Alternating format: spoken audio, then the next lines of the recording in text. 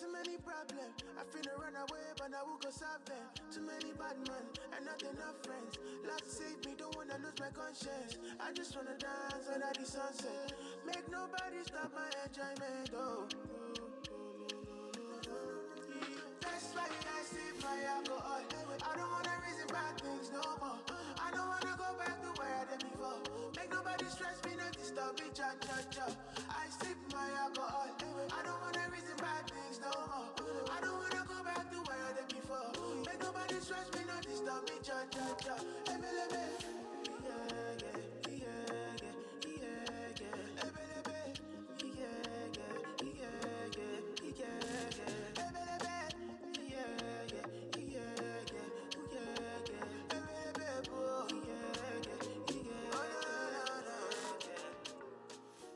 Because of you, I be on the phone all night long. Oh. Don't be smart when you do it to me. Oh no, no, no. I be on my business, shawty, but you be on my mind, shawty. Let me follow my honey, Kiss me to the cellular, kiss me to the phone. Can't you see I'm into ya? Can't you see I'm in love? Kiss me to the cellular, kiss me to the phone. Yeah, messing with my medulla. I don't go low. Oh no, no. Emiliana, Emiliana, Emiliana, no. Emiliana, Emiliana, Emiliana, no. You're one in Emiliana, Emiliana, Emiliana, no. My Emiliana, Emiliana, Emiliana, no.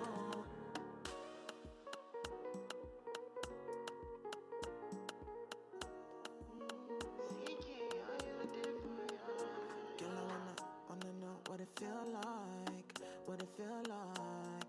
Like I know I see beat for real life, for real life. In my condo, loving up your body in fast and slow mo. If I hit you, it's my combo. Can you never ever let me go? Dance and kiss me.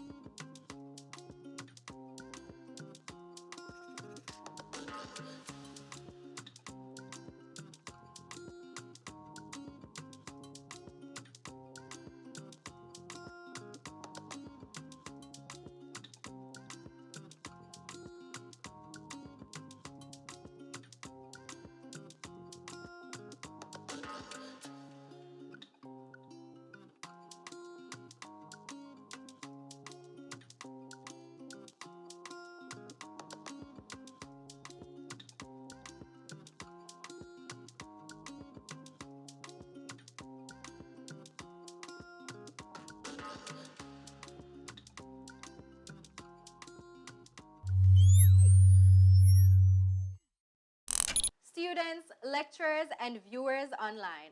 I am Jada Walker. And I am Ronaldo Adams. And it is a true pleasure to welcome you all to another staging of the Bachelor of Arts in Communication Arts and Technology BA-CAP program Media Exhibition. This year's theme is Media Magnified, looking through the lens of the creative, and we'll be doing just that. Yes, let us take a closer look at some of the creative work done by our very own, and I want you all to relish in the achievements of the students of the past academic year. It is also a great honor for us to welcome representatives from the media fraternity who have taken time off their busy schedules to join us. We have many exciting items on our agenda for today. Speaking of exciting, our guest speaker, Ms. Debbie Bissoon, applause please, will surely keep us edutained with her words of encouragement. We will also have a thrilling panel discussion lined up for you. The panelists include Mr. Orain Hart, creator of the Fix podcast, Talia Suarez, lawyer and mainstream media professional, Tashara Lee Johnson, film producer and chief operations officer at The Lab, and Kadeen Brown, digital media executive. We have seen media evolving for a number of years. And now, especially during this pandemic, we have seen a big turn of events in the media and the media scope grandly expanding. This new dynamic media landscape is absolutely breathtaking, from technological advancements to traditional practices which have been further enhanced because of the accompanying advancements. It is imperative to explore and have discussions on such change and how we can remain relevant. We appreciate the great talent of our future graduates and will be engaging them in discussions surrounding that big adjustment from school to work. This year, we have seen a variety of projects from these students, and we're excited to showcase what they have produced and created. But before we kick off the show's proceedings, let us stand and sing the national anthem.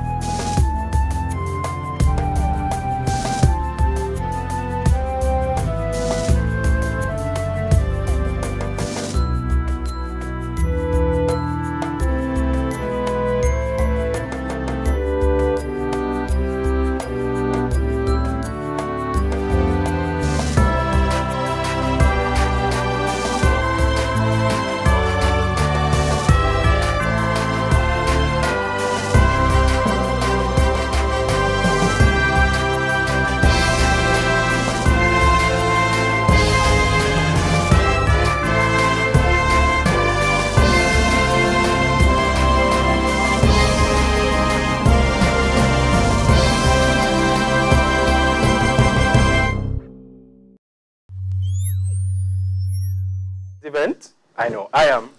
But before we dive into our creative expose of our colleagues, allow me to introduce to you the Dean of the Faculty of Education and Liberal Studies, Professor Charmaine Barrett, as she brings to us a formal introduction to our program.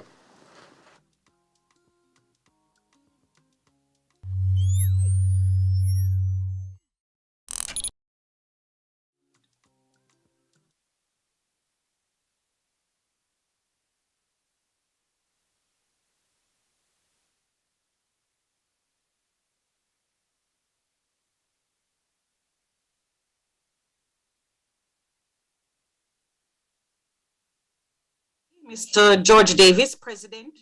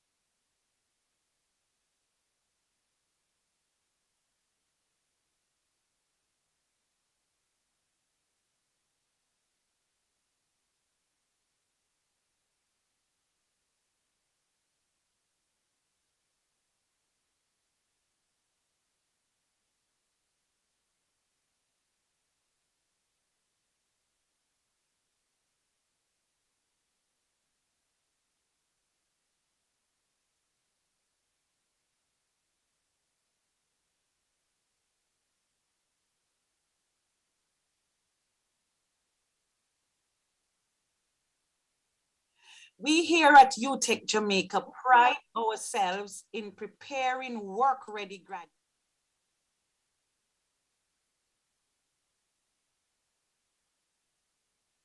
that we ensure that our students are given opportunities to gain professional exposure and practical experience through engagement in authentic work-related activities. And this exhibition is one such opportunity. This is an activity planned and executed by the final year students as part of their final assessment. And at this point, allow me to congratulate the 2022 cohort for this year's staging of the exhibition. Once again, the exhibition is being staged in a virtual space, a situation brought on by the COVID-19 pandemic, but one that, to my mind, has brought tremendous opportunities for our students to develop additional competencies, which I believe will only serve them better and in more ways within this ever-expanding digital economy. It is said and it is known that the digitization of content and data, as well as new digital communication technologies, have opened up various new opportunities for where, when, how, and by whom work gets done. And so, for example, we see job opportunities in the freelance and gig economies in roles that you wouldn't have been able to see previously. What this means for our graduates is a wide range of possibilities for earning, and earning across the globe from right here in Jamaica. So there is no need to be going all over because of the new possibilities that exist through digitization. And so, ladies and gentlemen, I see these as exciting times for the field of communication, arts, and technology, and consequently, exciting times for our students. We therefore look forward to the rest of the exhibition as our students engage us under the theme, Media Magnified, looking through the lens of the creative. This suggests much excitement for us, and it is my anticipation that you will have a good experience if you stay with us for the rest of the day. And with that, I'd like to again welcome you and thank you for joining our students and us here within the faculty. Have a wonderful day with the students. Thank you.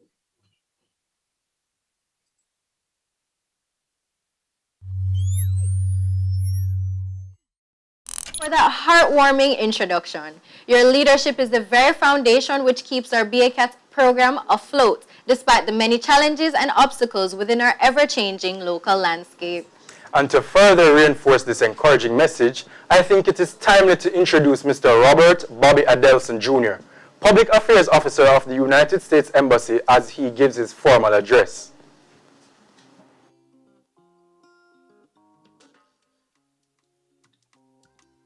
Hello, and greetings UTech students, and thank you to the faculty for allowing me to bring these virtual remarks. I'm Bobby Adelson Jr., Public Affairs Officer and spokesperson at the U.S. Embassy in Kingston. I want to start by saying congrats. You could see the finish line in the completion of that degree. And you did it in the middle of a global pandemic, no less. So for that, you should already be proud. While you're coming to a conclusion of one part of your journey, you'll soon be beginning what will hopefully be a robust and rewarding career. My one piece of advice, become a generalist. That is, understand your specialties, but pick up the little bits of knowledge about as many topics and fields within your industry as possible. You'll never know when you'll need it. If the global pandemic has taught us anything, it's that communicators need to be nimble. It's not good enough anymore only to be good at one skill. You need to be proficient in many. Get out of your comfort zone. Ask for help. Be humble and don't forget your voice. Remember, you've chosen a non-traditional career path. You won't clock in and clock out at a standardized time. You may be asked to work weekends or late hours, but your voice will be your most valuable asset. Whether you use your voice to speak truth to power or to communicate with the public, do so with conviction and honesty. I'll leave you with a quote from my all-time favorite educational communicator, Mr. Rogers. He said, "We speak with more than our mouths, and we listen with more than our ears." Good luck to all of you on your projects this morning, and good luck to all of you in your future endeavors.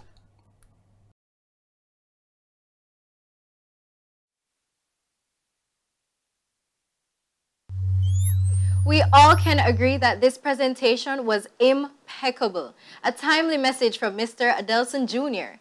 We are grateful that he is able to join us today to share some of his wisdom. Thank you again, Sir Adelson. In our midst as well is none other than Mr. George Davis, President of the Press Association of Jamaica. He brings greetings to the final year students and everyone in attendance. Please take it away, Mr. Davis.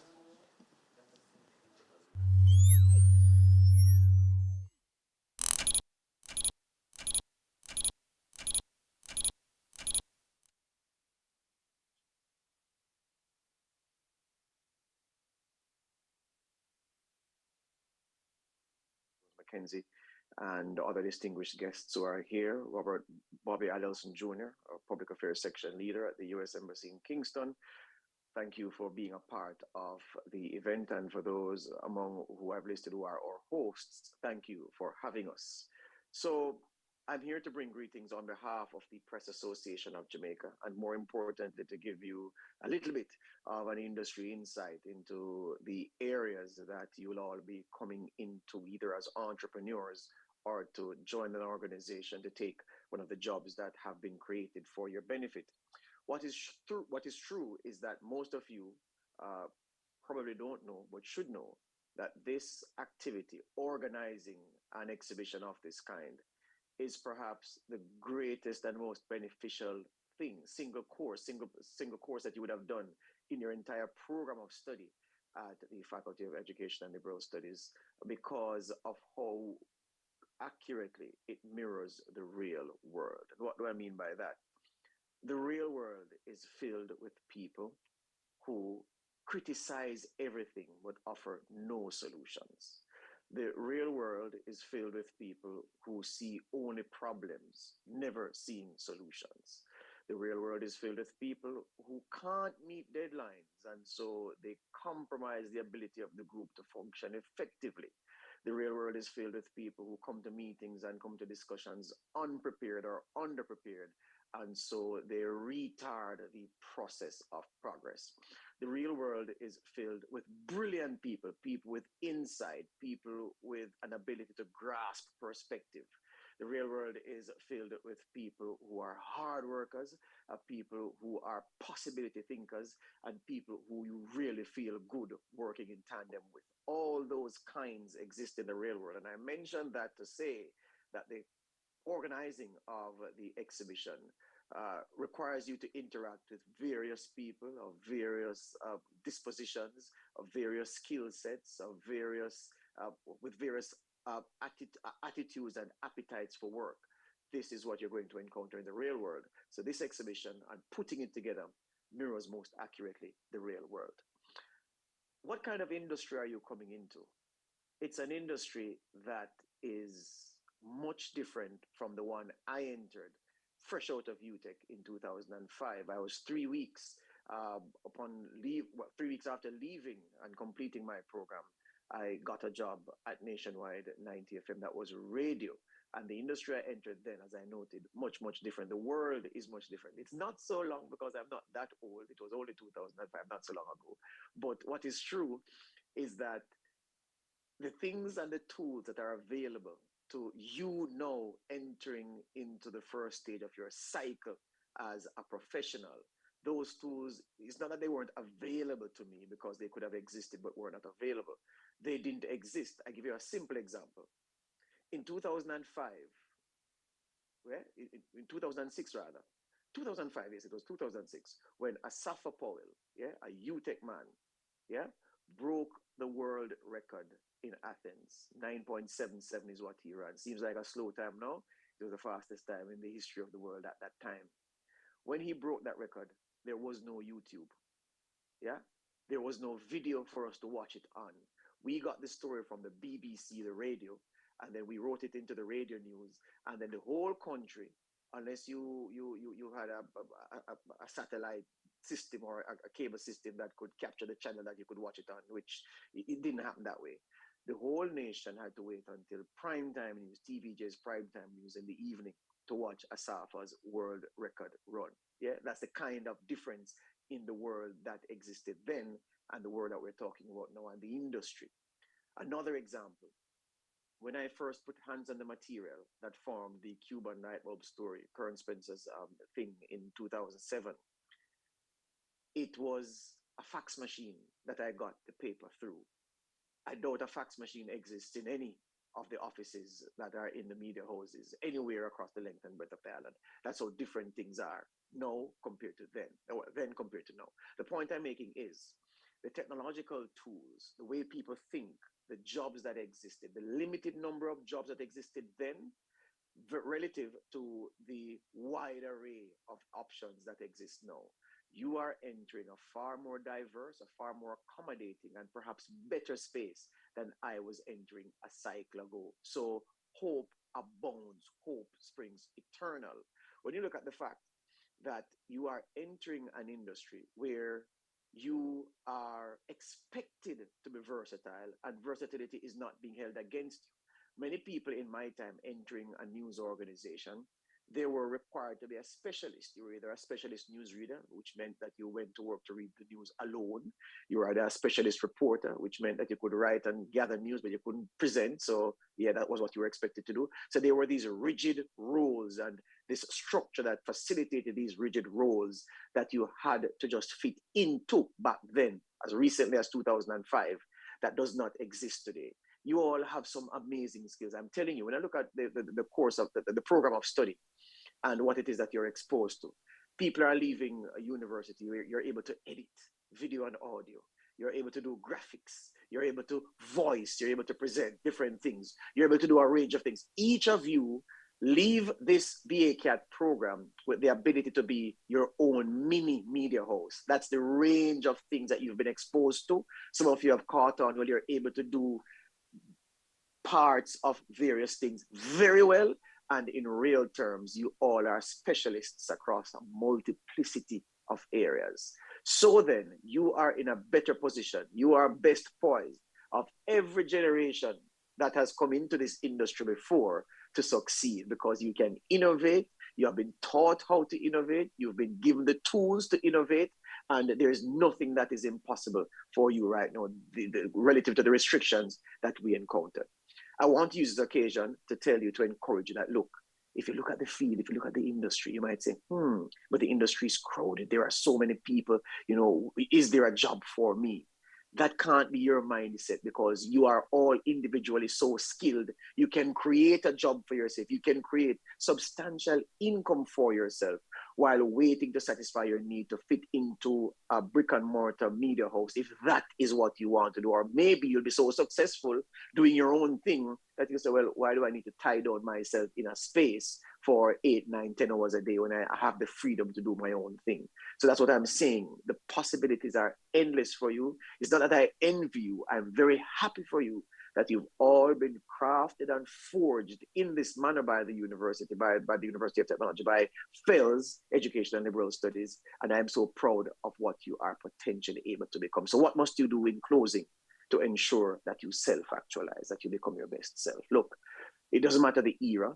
It doesn't matter the technological tools that exist. You have to work hard. You have to grind. You have to pull your own weight. You have to invest a lot of time in what you're doing. You have to be brave. You have to be willing to take risks. You are all young people. You can make mistakes and wheel and come again. The greatest people, the most successful people that you can look at in any field, they have a whole record of errors, of missteps. But people don't talk about those. People talk about successes only, obviously.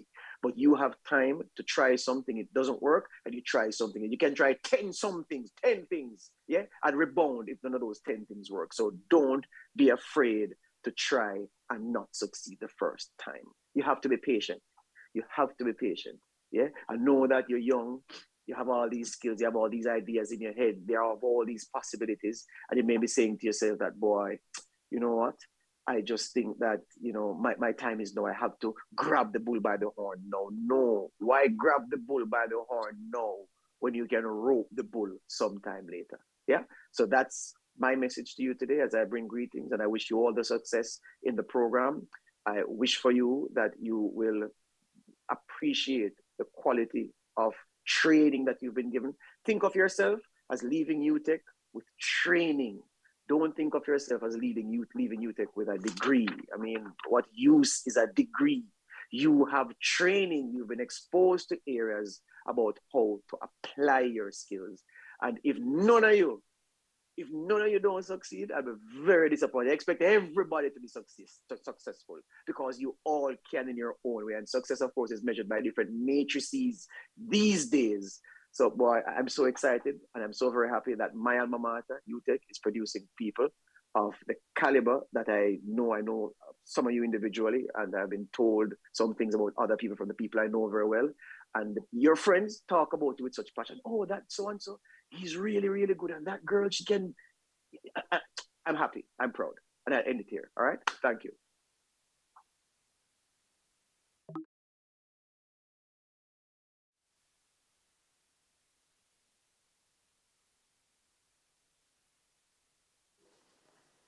We have an exciting new feature lined up for you, which will include a chilled couch discussion with some of our own students and the exciting journeys they faced in making their final projects.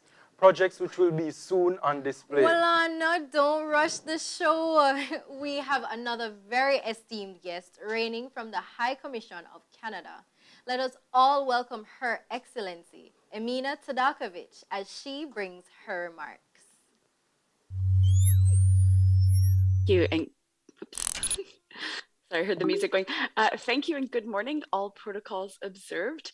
And congratulations as well to the co-host, because you're the closest to pronouncing my name correctly. So well done. I'm very pleased to join you today and look forward to seeing some of your presentations, albeit virtually. Graduates, you graduated into a world which is unfortunately less safe and more uncertain now than any point in the last many years. But it is also a world which needs you, the media, more than ever. As members of the media, you're storytellers, and this is both a privilege and a responsibility. To find the facts, however sometimes unpalatable, and to combat false and misleading information and report it. Canada believes very strongly that free media is one of the foundations of a strong and free democracy, essential to the protection of human rights, fundamental freedoms, and universal values. A free media reports facts independently and keeps societies informed. Free media allows problems to be recognized, can bring voice to the voiceless, and hold those in positions of power, be they government or business, to account. The skills you have learned at UTech will be invaluable in allowing you to adapt and navigate even as technology shifts and changes, and some choose to shape the narrative to suit their nefarious interests. The capacity to tell stories, to speak truth is under attack, so be fearless, persevere, and be creative even as you face obstacles. Canada supports and leads on international efforts to address media freedom, including through the Media Freedom Coalition, and of course, strong support for today's World Press Freedom Day. All those who reveal injustice, give us the facts to think more freely and critically about the world around us deserve our thanks. Finally, once again, please accept my warmest congratulations and best wishes for your future success. Thank you.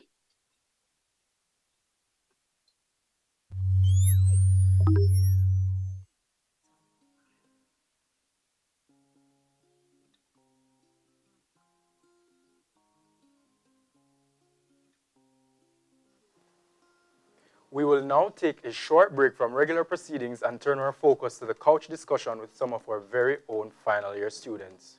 We sat down with a few of the students to grasp a better knowledge of the work that went into their final projects. We will be breaking this table talk into two segments. The first segment comes on now, so sit back, relax, and let's chat with our creatives.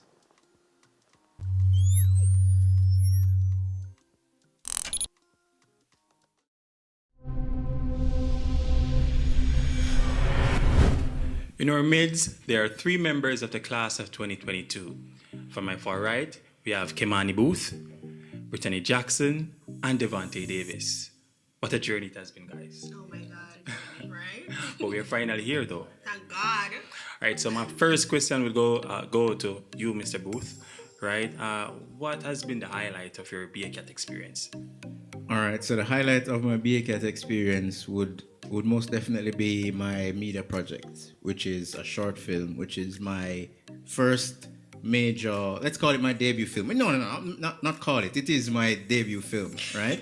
I came here with the intent to make movies, but when I got here, I got the opportunity to learn this vast amount of things from different industry and different aspects of life. And at the end of the day, I stayed true to what it is that I wanted to do, which was to make a film, and I did.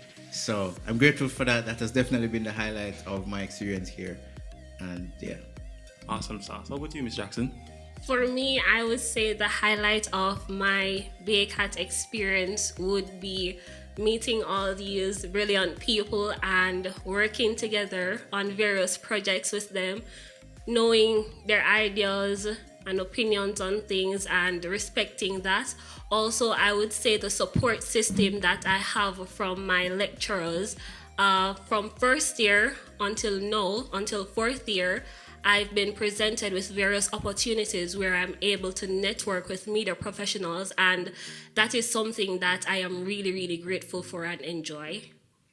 Aww.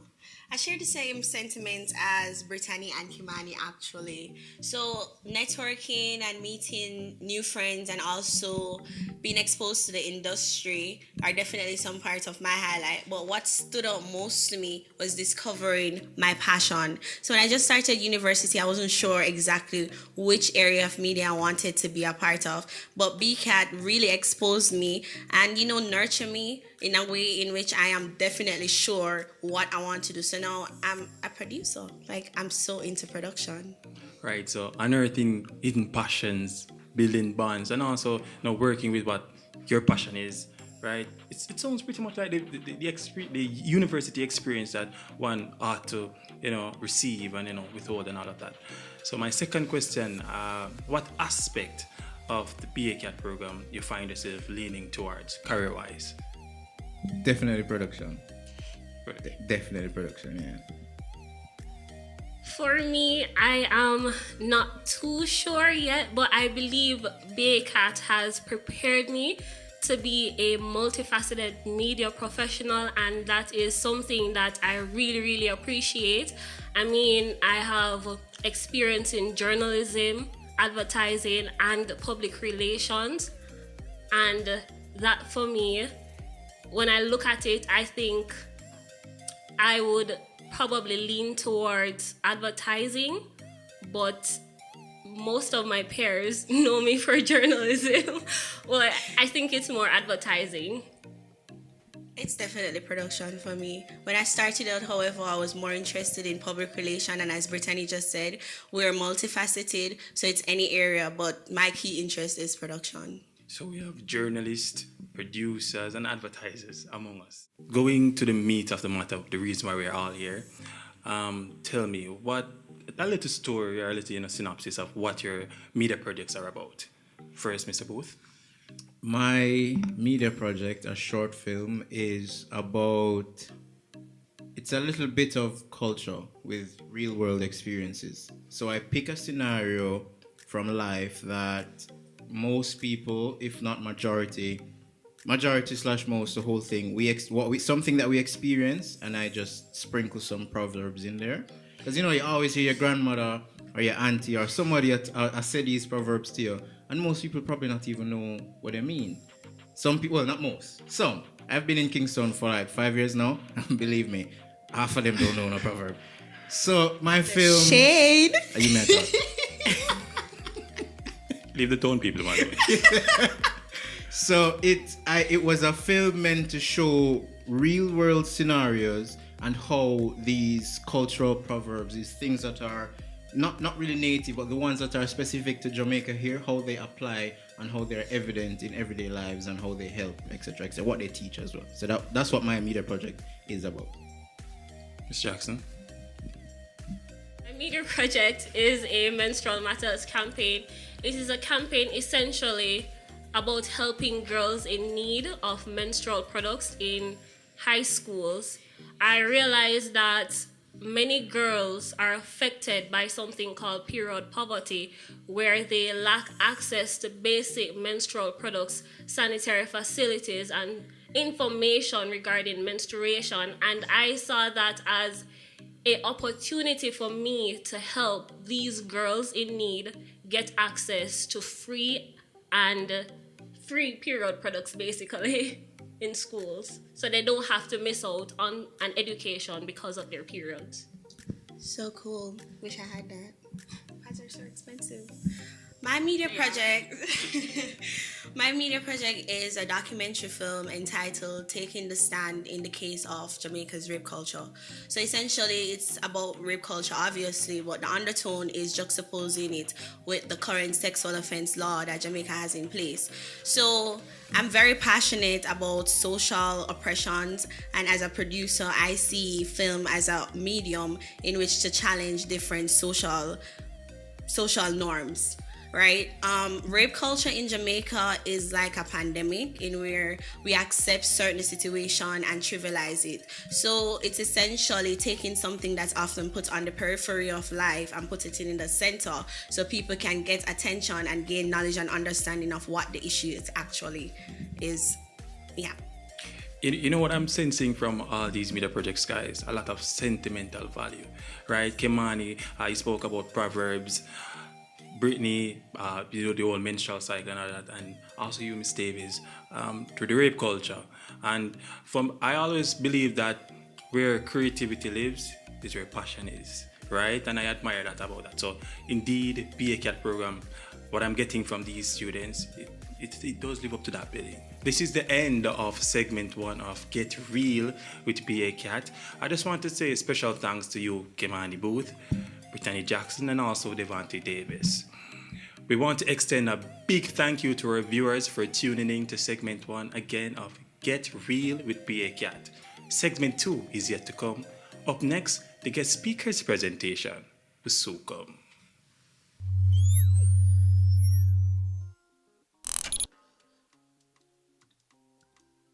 That's exciting. As a creative myself, I love to hear what inspired these projects, the challenges students were faced with, and how they overcame them to create their masterpieces. So Jada, what were your experiences like when you were executing your media project? I mean, if I'm being honest, I thoroughly enjoyed it. I mean, at first it was a little rough because I couldn't come up with what I wanted to do, but when I finally got that idea, it was truly lovely. It was a great experience. Okay, and contrastingly, what were some of the struggles that you encountered? Oh boy. I struggled with finding people who were willing to participate in the project. I struggled with getting the software that I needed to put the project together. I mean, I struggled with coming up with a script for the persons that needed to be in it. It was a whirlwind. But enough about me. What about you?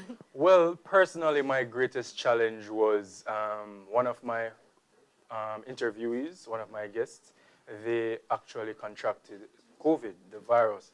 And you know, boy, that had 2 weeks worth of quarantine. So that delayed my production a bit. And boy, it was really, really frustrating, of course, because you know, you set dates, you set schedules, and everything get messed up. But we bounced back and we were able to finish the project. And in my opinion, it was excellent. Awesome.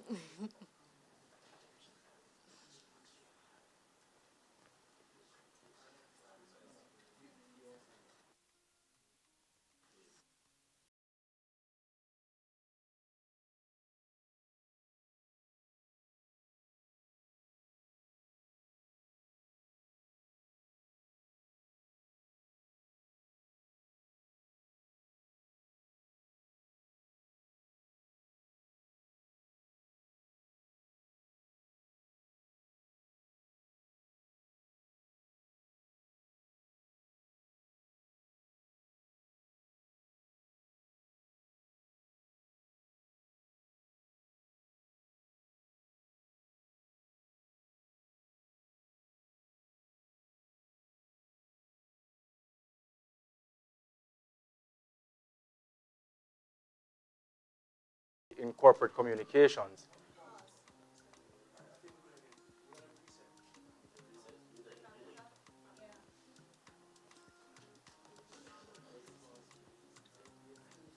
The task of introducing our guest speaker is a great privilege, as she is a living inspiration to many. I am honored to introduce her because I can proudly say she is someone I admire in the field of communication. Our guest is a very profound woman, and we are lucky that she found a way to be with us today. With great pride and honor, I am here to introduce to you the woman of the hour, whom we chose to be the guest speaker for today's event. She has an impressive background in communications, from being a media personality, media producer, voiceover talent, scriptwriter, and event manager. She has become a household name through her delicate legacy in corporate communications. She has been a television and radio host for over 10 years with RGR Communications Group, all while being a mom to her lovely son, Sai. She also offers her services to other companies, from being a producer at Reggae Sunsplash, brand manager of the Bob Marley Group, and public relations specialist at Citron. Her catalog is very long. Ladies and gentlemen, students and viewers alike, I am honored to present to you Miss Debbie Bissoud.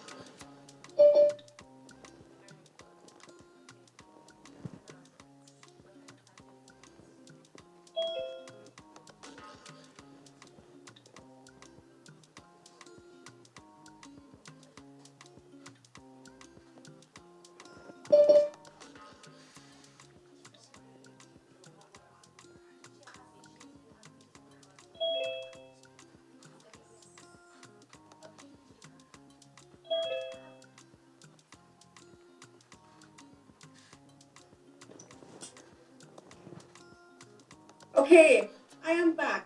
Wow. Thank you all so much for having me. As you may know, in the world of production, Murphy comes in at the most craziest of times, but in media, what we do is to keep rolling and going. And let me just say thank you all so much for your patience as I worked out my little, technical issues there. But I'm very, very happy to be here with you. It has been an interesting time because a lot of things are happening now in the world of media, and I'm always so excited when I see a new batch, fresh mind, fresh ideas, fresh creatives who are actually, coming out into the world and doing great things. There's all of 165 of you on this Zoom. So allow me to just, acknowledge everyone here. I want to say a special acknowledgement to the UTech faculty and education of liberal studies. All the team members, the professors, the teachers, you all made it possible. And without your help, without your leadership and guidance, these students, of course, would not be where they were and are today. So we want to say thank you so much. I want to say thank you so much for all the knowledge that you have imparted so far, and for everybody, all protocols observed, for everybody who has gone before me to speak. Very, very interestingly enough, when I got this invitation to speak, I was a little taken aback because I am not usually on this side. I am usually on the side where I get to introduce the guest speaker. So to be asked to be the guest speaker for something was a little shocking to me. I was a little taken aback because I don't do this very often, but I do count it a pleasure and a privilege. And I know we don't have much time, so let me get right into it. When I thought about Media Magnified, looking through the lens of the creative, I immediately thought about the reason why we are creatives and why we do what we do, especially in media. And I know everybody here has a different course. You all have different areas that you studied in. Some are writers, some are videographers, some are behind the scenes, some are in front of the scene. Nevertheless, you are a big part of a source, a medium of inspiration, of solution, of innovation, of things that you will be giving to people that for many people they did not know they even needed, right? And so I'm going to be talking to you about a human story. And let me start with myself. I know the introduction was given about how I got started, but I want to tell you the story about a woman who came from Clarendon, and if you know Clarendon, it's a rural parish in Jamaica, who didn't have an example necessarily of a media outlet in Clarendon, but decided nevertheless that this is what her pursuits would be. I got my inspiration after one day. My teacher, hi Chantel, say yes, my parish. My teacher, who was my literature teacher at the time, Miss Bailey, said to me, Paula Ann Porter is coming to Clarendon College and she needs a co-host for the radio show. And I said, all right, fine. I mean, I'm not sure about it because I want to do law. And, law was my first choice. I can talk, I can argue, you cannot get over the arguments from me, but, let's see what will happen. I co-hosted Paula Ann Porter, and I was myself blown away because I did not know I had this talent. I did not know I could do this. When I started to do it on the radio, persons were calling the school asking, who is this girl? Where does she work? And Paula Ann Porter said to me, Debbie, you should really consider doing media. You should apply to Carmack. And I said, all right, cool, no problem. I'll apply to Carmack and we'll see what happens. Didn't get into Carmack. So I ended up doing language communication and a minor in entertainment and the ESM program at UWI. And I did go to UWI, but big up to my UTech people. This is UTech, but my story started at UWI. And, I did entertainment and stuff. What happened though was I started to host several events while at Clarendon College, and it made a lot of people say, okay, well, maybe this is something that she could actually do. After not getting into Carmack, I said, you know what? I don't know how this will work out because I hear you need to go into Carmack to do media. And a little voice in the back of my head, be grandmother's voice or somebody's voice in my head. I know whose voice it is really and truly. It's the voice of Oprah Winfrey because she was my inspiration. Said, you know what, Debbie? Media is a very practical sport. And so the more you get a handle of it, the more you do it, the better you get at it. And the best way to do that, even if you don't have any formal training, is to actually put yourself out there. And so you're here. You've gotten your formal training, and that's amazing. You've gotten some techniques that I wish I had gotten from the earlier parts of my entrance into media. So you've gotten that. But one thing I want to encourage you from my story is to never stop learning. So I pushed myself out there. And I made sure that I was at as many auditions as possible. And I went to over 10 auditions before I heard my first yes. And the reason why is because I knew that going back to Clarendon, even though I love my parish and there's a bounty of opportunities down there, the truth is that there was not an area of media in Clarendon for me to get into immediately. And so I said, well, you know what, let me go ahead and try my very best because I want to ensure that I make my family proud, I make myself proud, and I'm able to sustain myself. And I soon get into the numbers concerning the creative industry, what we call the orange economy, because it's big business in the creative industry, right? But you have to put yourself out there. So I'm saying that part to say that, now that you've gotten your media training, the media training is one aspect of your journey. It's a great aspect to have. It may give you an entrance into the media and creative industries. But I want you to keep investing in yourself. I want you to keep learning. Become a perpetual student of life. Because if you don't do that, trust me, you're going to be left behind. If you look at it, the world is continually changing. And so next year, there'll be a new cohort of students from your course that's going to be coming out and applying. And by that time, Jamaica, the world will be a very different place. And so if you don't set yourself up by continually learning beyond the course that you have now and the BA that you've now gotten, you are unfortunately going to be left behind. And you don't want that. So I want you to be a continuous, perpetual, consistent student of life and this course, the creative industries, because we need that. I had to persist before I got my first yes. And I got my first yes 3 months after my audition. In fact, I had given up. And I said, you know what, I'm just going to volunteer my time, and I'm going to volunteer my time at a radio station. And maybe from there, people will see what I have and can do. And then I will do that. And I got my first yes. And my first yes was so big. It was E Prime on TVJ. Unfathomable. I actually thought I was auditioning for something on RETV.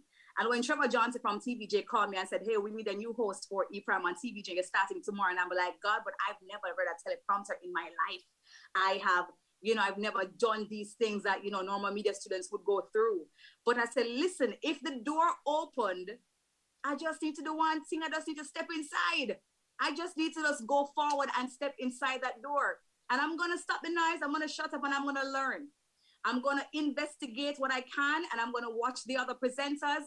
I'm going to look at what they do, and I'm going to practice in the mirror. And I'm also going to read the bottom of the TV where the crawl is, because if the words are going across the screen this way, I should be able to read them coming down the screen this way. So I had to train myself. I had to train myself to read the teleprompter. And I remember the first night when I actually did E Prime, I held my hands like this in my chest so tight, and I wouldn't let them go because I was a nervous wreck. And I was trying to ensure that I read every single word, even though the program was 5 minutes. As you know, 5 minutes of airtime is a long time. So it felt like forever on the television screen, right? And I had no expression. There was no intonations. There was no expression on my personalities. You know what I mean? I was like, I'm just going to read this news about Shaggy and Sean Paul, and that's what I'm going to do, okay, until this is over. I did it. And it didn't come across so badly. In fact, I did that show for 5 years before deciding that I wanted more for myself. And I want you to want more for yourself. I want you to explore the world. While doing E Prime, I got the opportunity, while covering something for the South Korean embassy, the South Korean embassy, I got the opportunity to go to South Korea as one of the only journalists from the English-speaking Caribbean to visit and to look at their media world in South Korea. Mind-blowing, massive, changed my whole perception of what was possible. I want you now to look at how you can actually go beyond what you now know. Go beyond what you now know. If you can travel, if you can volunteer your time, if you can shadow somebody, if you can in any way at all, do something beyond what you know, and then couple the things, pair them, create something that Jamaica didn't even know that they needed. So when I went to South Korea, I came back and I looked at South Korea and how massive their media landscape was there. I'm walking into a building that's like a warehouse that's completely built out with lights and cameras, and they're creating their own content for their television platform. They're not taking in third-party content. They're creating everything from scratch. In fact, they built out several spaces inside that warehouse for morning time content, for afternoon time content. They're building up for news, for sitcoms, the whole 9 yards. They're doing it. My mind was blown, because not only do I know that Jamaica has a talent, and the only thing that we lack is the resource, really and truly, we also have space that we can actually do this with. And I'm very happy that I got that experience, because it showed me what was possible. Now, you're talking about a country, yes, that's first world and is able to sustain themselves. They have the resources, they have the relationships that they're able to do this kind of thing. But Jamaica as well has a bounty of talent, and we have some great videographers, and we have some great content writers. In fact, some of the content when you look online is just absolutely mind-blowing, because if it is that we can structure it in a way where we're doing it strategically to showcase ourselves, to showcase our potential, and to also earn from it, then we're onto something and we can actually sustain ourselves, right? So I want you to get uncomfortable.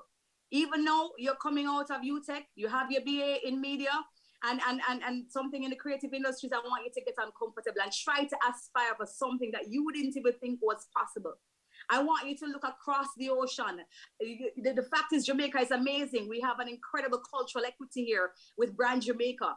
But the truth is as well, Brand Jamaica is bigger and can be bigger with collaborations with people who are not even from Jamaica. That's how we spread the culture. That's the reason why you have Shaggy and Sean Paul and all these people. You're seeing Bolt with what he does at the end of his race, making an impression on people's minds. And I want you to use your techniques now that you have gotten through your BA at UTech in media and, and something in education and the liberal studies. Use it to establish something that will cross boundaries, borders, waters, so that you can, of course, do something that you've never ever dreamt about and maybe inspire somebody else. Tell people all the time that maybe if Oprah didn't come on TV and told me that it was possible for a country girl to actually establish her career as a media mogul, I wouldn't have this aspiration at all. I wouldn't know that I could actually do this. And from scratch, from nothing. So your work will inspire somebody else. Don't think that you're just creating it because you're coming here to have a good time, but you're creating it and you're going to inspire somebody else. And I also want to tell you something about the creative industries. I did say I was going to tell you about the impression in terms of the economic contribution. The creative industries last year, the orange economy brought over $2.2 billion. Billion dollars, not million, $billion. It goes to show the potential of this industry. We need a couple of things. We need to have a structure. We need to understand that we're not creating content just for Jamaica's consumption alone. We're creating content for the world. We want to dream big. We want to look beyond what it is that we're used to. We're not just coming here to just go into a workplace and adopting to that culture alone. I want you to go to the workplace and learn all you can, but also pair that with your own aspirations. I want you to dream big. I want you to also innovate. I want you to create for yourself and also welcome people in that journey. I also want you to remember the human story, because the human story is something that will never become irrelevant. The human story is the reason why I get to share with you my experience, and by extension, you will share with somebody else your experience. It will become content. One of the first projects that I will do, that I've done rather, is the Sportsman and Sportswoman of the Year Awards as a producer. My general manager threw me in it, and I had to sit with Shelley and Fraser and Usain Bolt and Warren Weir, who used to go to UTEC, who's now my very good friend, and he's now pivoted into content creation. And I got to hear their story about why sports changed their lives. And if I didn't get the opportunity to sit with them and understand that hustle, that mindset, that they could do anything at all, I probably would not understand what I could do. Because after reporting on so many amazing people and their accomplishments, I too wanted to accomplish something, you know? I wanted to become an inspiration to somebody in Clarendon who was watching on and realizing that they could do something as well. So the human story is very important because it will inspire somebody else. It will also leave your legacy, because you're not just here to take up space in a staff room and just report to work daily. You're here to leave your own mark on the world. So while you're doing all you need to do right now at this level to learn, I want you right now to also be able to think about what kind of legacy are you leaving? What story will you tell? And also help to tell of other people, because that will always be something that you can leave behind. That will be the legacy for your children. I know right now, you know, you're fresh out of school, you're not thinking about kids, but you know, maybe one day it will happen, because I didn't think I would become a mommy. But out of my mommy experience, I created my podcast called Moms Can Relate, because, hey, media and my life experience as a human being resulted in Moms Can Relate. And that was a piece of content and a platform that I was able to open up to other mothers to share their journeys about motherhood. My latest interest is farming.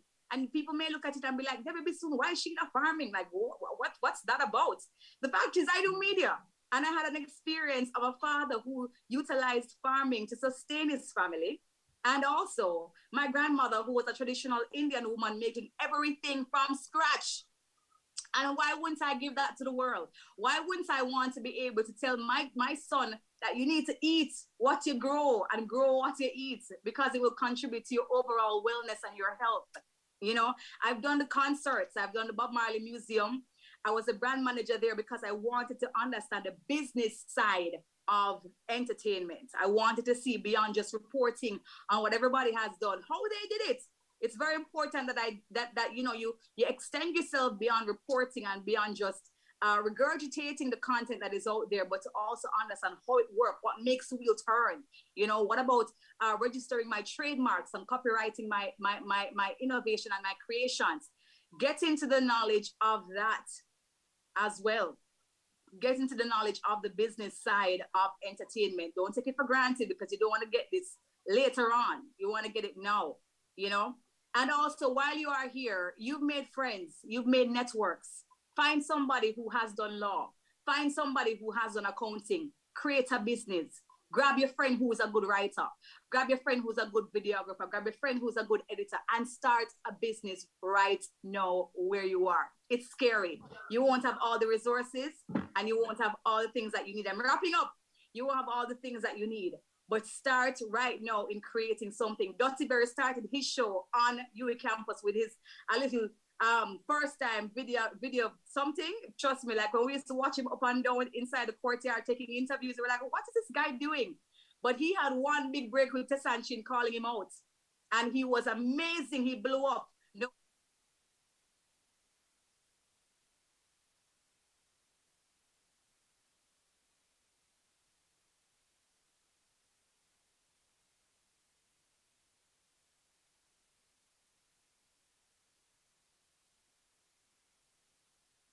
that we will have the next generation of some of the greatest creatives out of Jamaica. Thank you so much.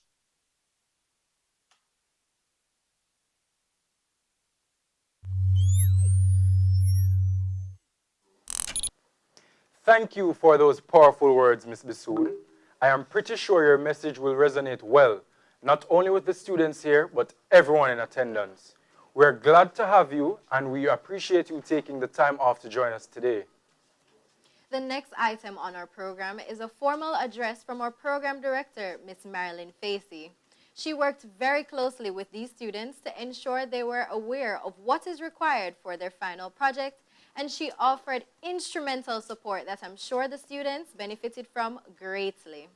After the program director's address, we will display a scrapbook of each student's project, along with their trailer reel. With no further ado, here is Ms. Marilyn Facey.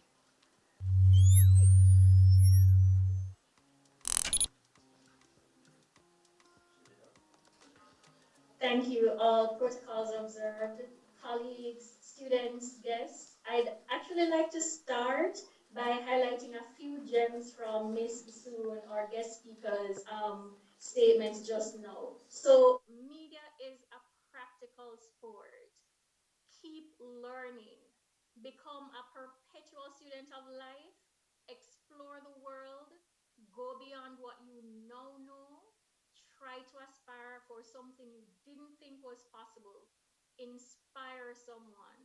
Remember the human story and leave your mark on the world. I had to repeat those, and thank you so much for your passion, your encouraging words to our students, and your example of hard work, great determination to make and leave your own mark on the world.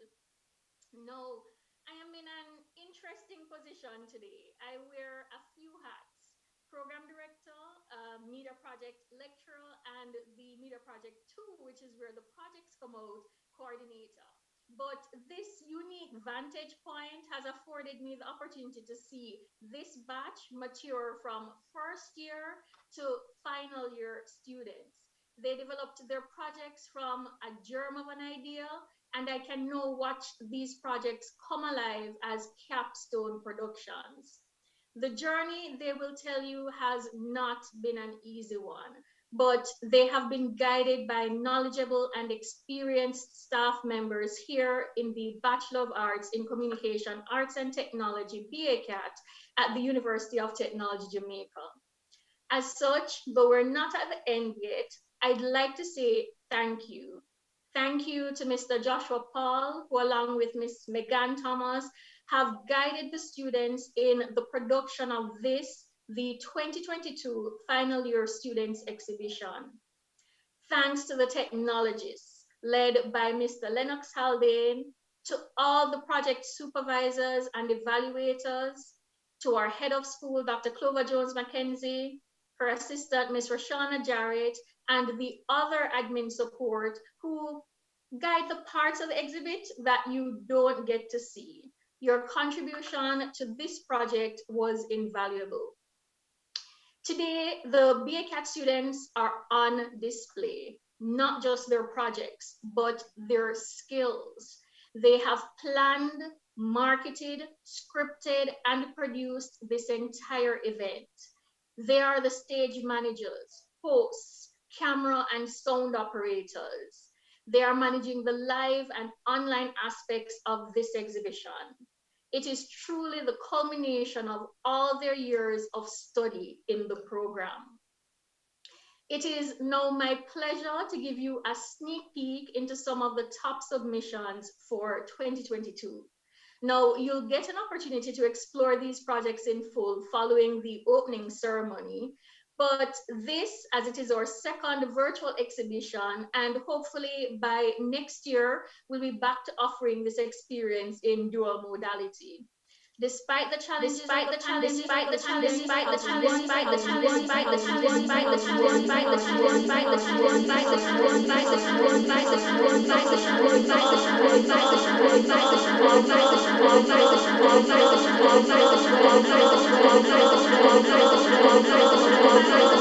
they're free to produce projects worthy of capstone status in any format. We don't limit them. While video was once again the category most students chose for their submission, of note is an increase in campaigns this year and a decline in radio submissions. Of the 60 projects submitted for 2022, 30 will be on display today. These represent students whose work received grades of over 70%. The students presented their projects to a panel of evaluators comprising well-known figures in the media landscape, paired with members of the UTech Jamaica family. So please, don't come and see me about your grades. Now, without further delay, let's get a taste of some of the projects. For audio, Melissa Henry. This intriguing documentary provided a unique perspective on a sensitive subject. Miss Henry presented a raw account of an abortion from a man's perspective. The piece held the judge's attention from start to finish and even received an offer for airing on national radio. I hope you take up that opportunity, Melissa. Siobhan Smith. This EP explored various emotions. While all the songs written and produced by Mr. Smith were good, the real gem was the inclusion of a music video.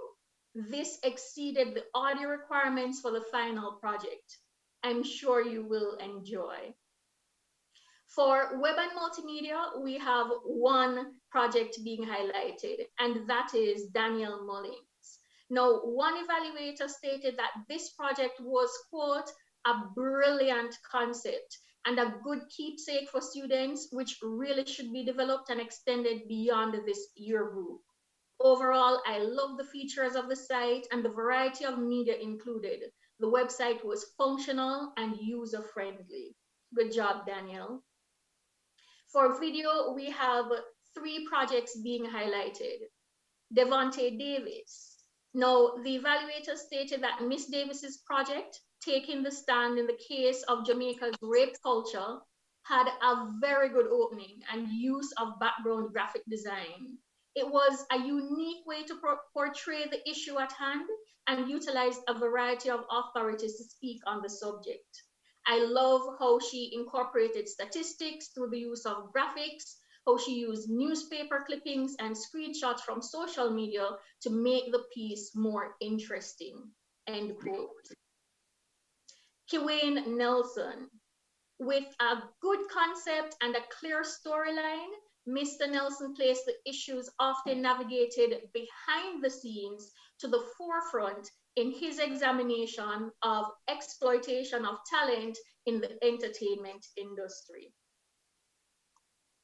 Daniel Tulloch.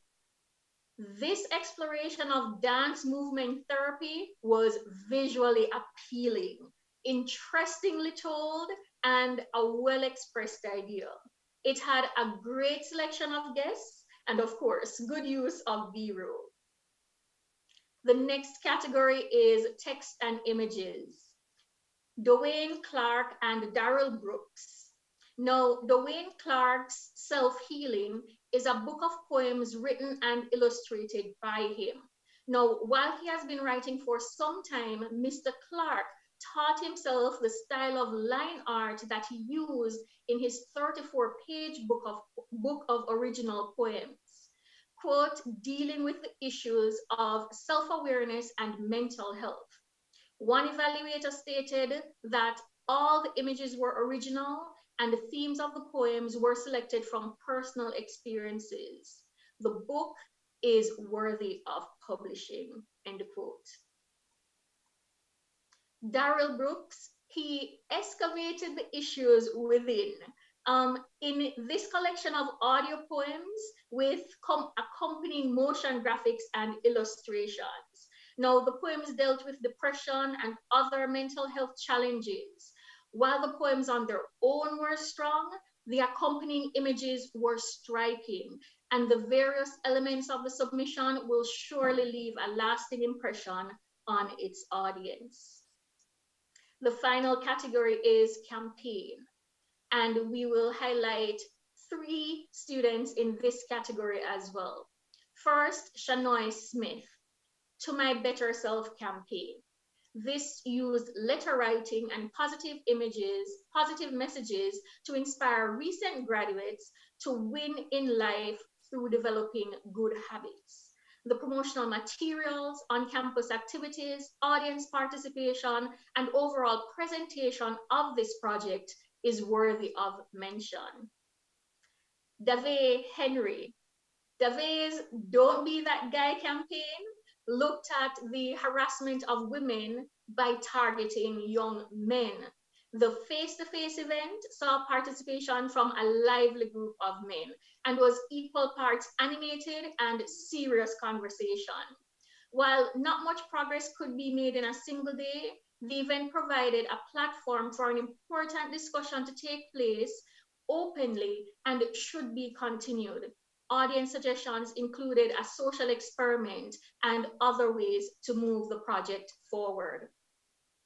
And I'll close with our top submission this year, and that came from Brittany Jackson. The Menstrual Matters campaign looked at period poverty in Jamaica. The workshop activities and social media pages allowed participants as well as others to share their experience and give feedback on the subject. Ms. Jackson far exceeded the goals of the campaign, which allowed for the extension of the project and provided assistance to another group. The evaluators thought that this was an excellent presentation from Ms. Jackson. Congrats, Brittany. Researchers suggest that the future is creative. They say that the single greatest factor that can affect our future is the training and nurturing of smart, creative people. These are the people who bring ideas to life, who create opportunities for growth and development. Creatives are the people who add value to products of mass production. They make our lives better with the fruits of their knowledge and skills. As Ms. Bissoon hinted, the global cultural and creative industries have emerged as a powerful economic force. It's no longer just something that we like to do. It's producing jobs, revenue, export opportunities, and generating billions of US dollars in revenue and millions of jobs worldwide.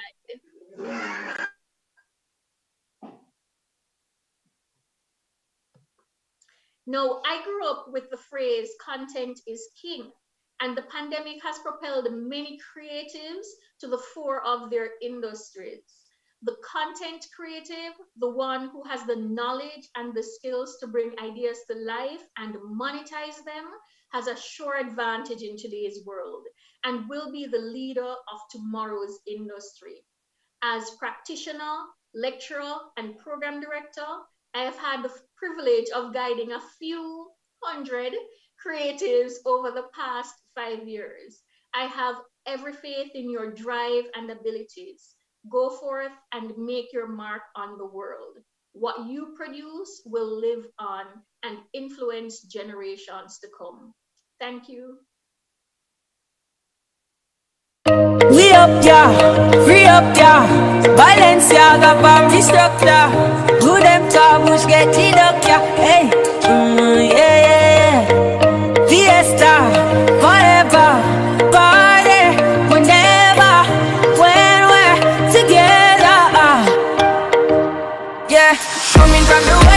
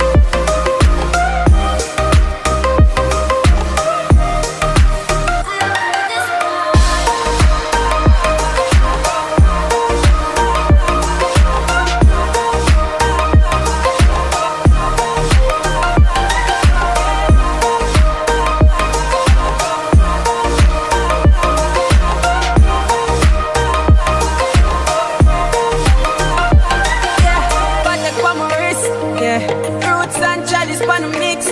Matter fuck, put some passion in a this. I touch, turn it up just a little bit, yeah, yeah, yeah. Regular, me full up events and top it up. What is up? Gas it up. Flow like aqueduct. New for fit on the ends and cut it up. Jack still got it up. Wrapped and package up, yeah. Coming from the West Indies, and you know, so we giving them the best indeed. Anywhere we there, we do a flex on street. And the style what we do, no matter red stampede. And I ain't talking about a question me. And you try never look in my direction, G. New bank crab and every jet span beat. Oh, coming from the set concrete, yeah. I wanna just party. I wanna just party. Yeah, yeah, yeah. Party, yeah. I wanna just party. I wanna just party.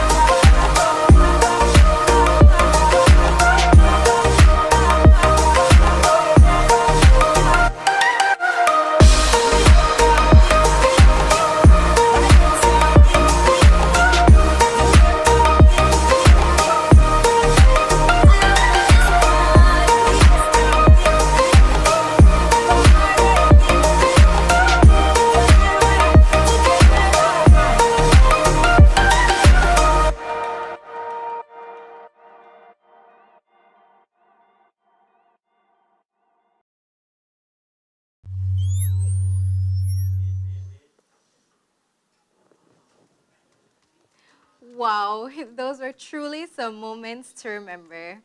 We now bring you the culmination of our event. Our esteemed panel discussion to be moderated by Alton Fogel. Welcome to the panel discussion under the theme, Remaining Relevant in an Ever-Changing Media Landscape. We have 4 panelists here with us today: Oriane Hart, Talia Suarez, Tashara Lee Johnson, K. Dean Brown. Oriane Nara Hart is the kind of person who knows what he wants and goes after it. He's a BA CAT graduate. Nara prides himself on speaking his mind no matter the fallout. His fearlessness, drive, and confidence are why Nara shines on the popular podcast, The Fix. He brings a shock factor in his interviews with his to-the-point questioning style and carefree attitude as to whether guests like him or not. Talia Suarez is a lover of food, music, adventure, traveling, and embracing different cultures. Ms. Suarez is an attorney at law, marketing consultant,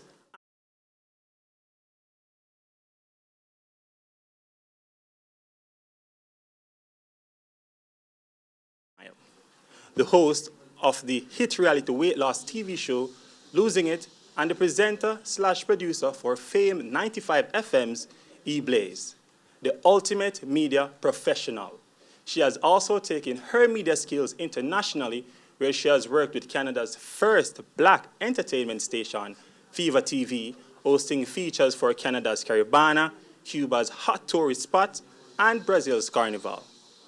Tashara Lee Johnson, a full-time Jamaican film producer,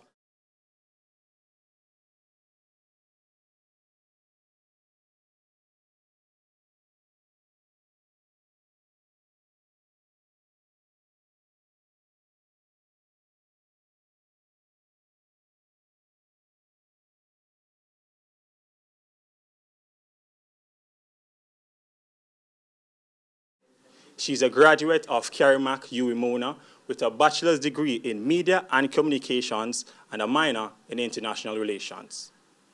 Kadeen Brown, social media and content strategist with 8+ years experience in created and executed social media strategies for brand and product launches.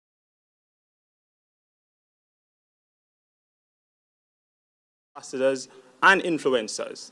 She has worked on projects such as 2022 Carifta Games, 2021 Olympics, Tokyo that is, D-Music on the Run 2, Digital Rising Stars, and Digital 5K Run. Kadeen graduated from the University of Technology in 2015 with her bachelor's in entrepreneurship. Welcome, and thank you all for being here. So my first question is, I know that the industry trends and practices are constantly changing. How do you keep up or stay abreast with these changes?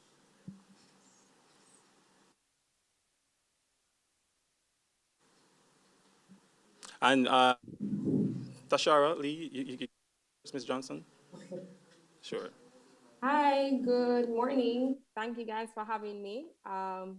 And I've been thoroughly entertained and inspired from beginning. Let me just put that out there first. Congratulations on your achievements. To answer your question, how do we keep up? And I say we because it's a host of us, as well as speaking from the lab. It's through constant research, as Debbie would have said, exposure, and kind of allowing yourself to learn in every moment.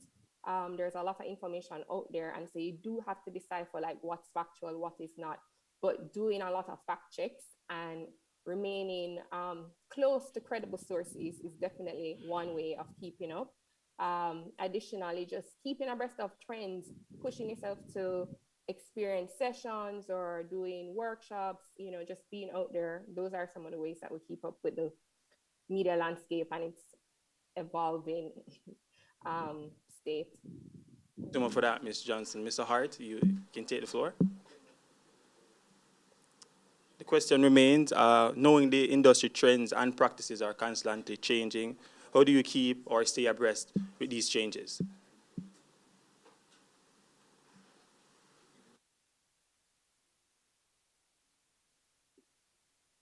Mr. Hart, your mic seems to be muted.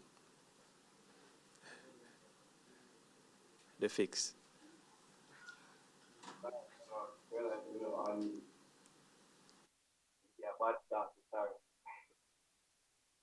Yeah, I was saying that you have to really keep abreast of what's going on within your field, because even the platform in which I'm predominantly on, YouTube, it's an ever-changing beat. You have to really know what's going on, keep up to date with, with changing trends, how things are managed, things like that. So you really have to make sure that you keep up to date with how things are going. Ms. Suarez? Yes, the question remains. Good morning, everyone.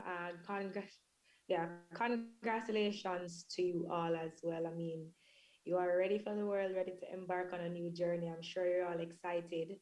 So all the very best. And I know that you are proud of yourselves, and I'm sure your loved ones and friends and family are proud of you too. How do we keep up to date? Whoa. Well, I will definitely agree with Tashara. First of all, research is very important.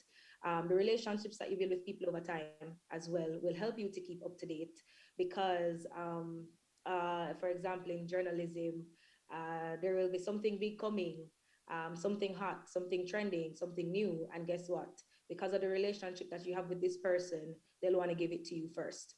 So building relationships with people is definitely important. And having a good relationship with people over time is definitely one way. In addition to research and just keeping up with the trends, especially now in the digital space and digital age, you all have our cell phones, your computers, your tablets. With that being said, you're always connected. And the fact that you're always connected, information is at your fingertips.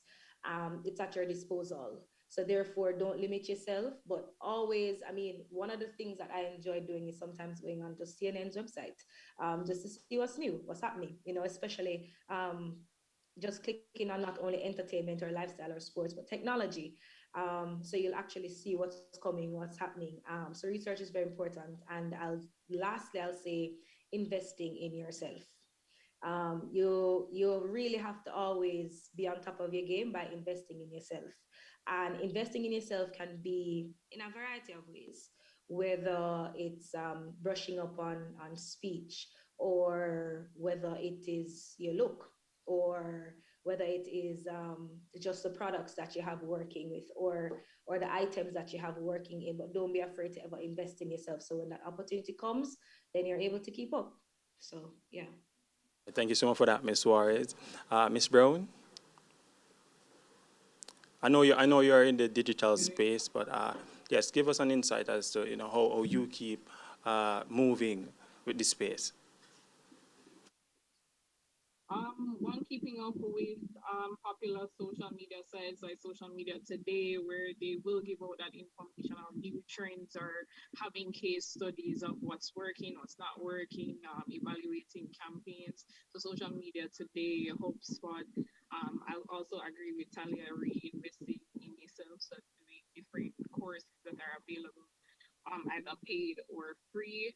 And also again your network, just kind of connecting with other persons that are in the industry, and learning from different experiences based on the field or the industry that we work in. So yeah, that's really how I keep up.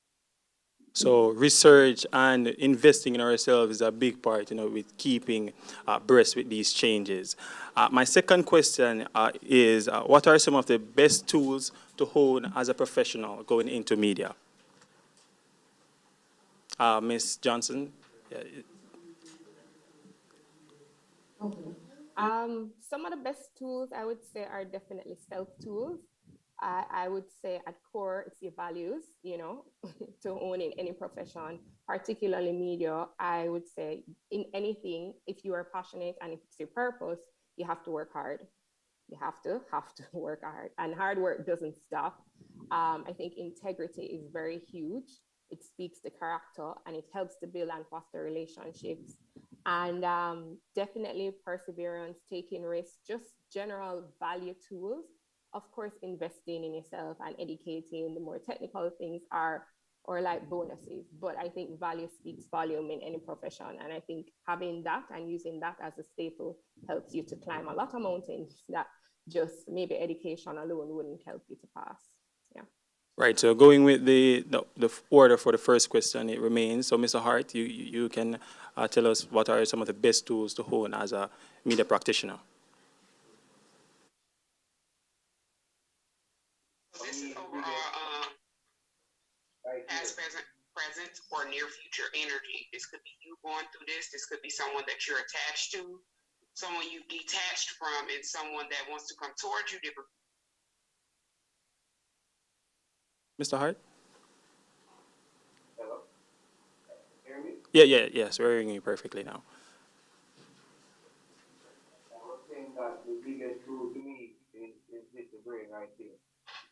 The biggest tool to me that I have to hold, to be successful in anything in life. As Ms. Johnson said, just piggyback on her point, just working on yourself, making sure that you work on being the best version of yourself at all times. You're always working on learning to better yourself in whatever field that you're in. I feel that works best for me. I think that's the biggest tool that anybody can work on. Just working on your mind, continuing to see yourself as a student in life, always learning, always have the willingness to learn. Ms. Suarez? I will definitely repeat. I don't know, can everybody hear me properly? I was told by Devontae that it sounds like I have on a fan, but I don't have on a fan. So let me know if you can hear me properly, or better. The first thing I'd say is be confident. Be confident in who you are. be confident in what you have to offer, and be confident in your purpose and knowing that there is a space and a place for you. Because believe it or not, if you don't believe in yourself, nobody else will. That's where it starts. It starts from in here, it starts from up here, and it starts from where you see yourself. You always hear about people manifesting what they want and writing it down. But it starts from not just writing, it starts from within. And once you've built that confidence and you've maintained it, then other persons will believe in you too. So I think that's one of the first things. I will definitely say confidence is very important. And there are times that things will happen and it will probably break your confidence, but don't let it break you too long because it is life and these things do happen. But always believe in your purpose, believe in your space, and believe in your place. And once you do that, then other persons will as well. The next thing, I always say this to persons when I have these kind of conversations, is whatever space you're in, don't be rude, but don't be afraid to ask for what you want. Meaning, know the direction in which you want to go and ask for what you want, because the most I can tell you is no. The most I can tell you is not right now. Or they might even be able to meet you halfway there. But once you have an idea of what it is that you want and where you want to go, don't be afraid to ask for what you want. You take up that space, but ask for what you want, because the most anybody can tell you is no. Um, Networking, I know that networking is very important and probably one of the most important things. Um, Next on my list is just try. You always have that zest to try. Another thing too is time management. People don't like to work with difficult people. So, people don't like when people make their lives harder, right? So those are things that you have to work on, how you work as a person, and that's something that you'll always be working over time, especially in this space. You're always dealing with people with different personalities and different views on life. However, people like persons who are easy to work with. So I always say just try. Don't be afraid. Don't be afraid to try new things, and don't be afraid to take up space, but also be easy to work with. Just be easy to work with. Humility. Humility is something that a lot of persons tend to always forget, especially in this industry. But don't people say, but how can I still maintain confidence and be humble? You still can do that, right? Knowing who you are, your purpose, and what you serve and what you're about is you can balance it with being humble. And I think that you should always be humble as well, and always be open to learning new things, open to criticism, because you don't know it all. And once you do that, those are things that, as Tashara said, self skills. So whichever aspect of this industry that you end up going into, this will help to propel you and help you to be one of the best, if not the best, at who you are. So much for that. And Miss Brown, yes, I'm going to move over with my third question, and I'm going to start with you, Miss Johnson. Sorry, Miss Brown. What advice would you offer to, young, fresh entrepreneur, with their hopes of getting the big gigs? Um, I would first start off by saying network. I know we use that term a lot, but really and truly, it is your connections sometimes that get you through the door. It's the connections that you meet that get you the experience as well.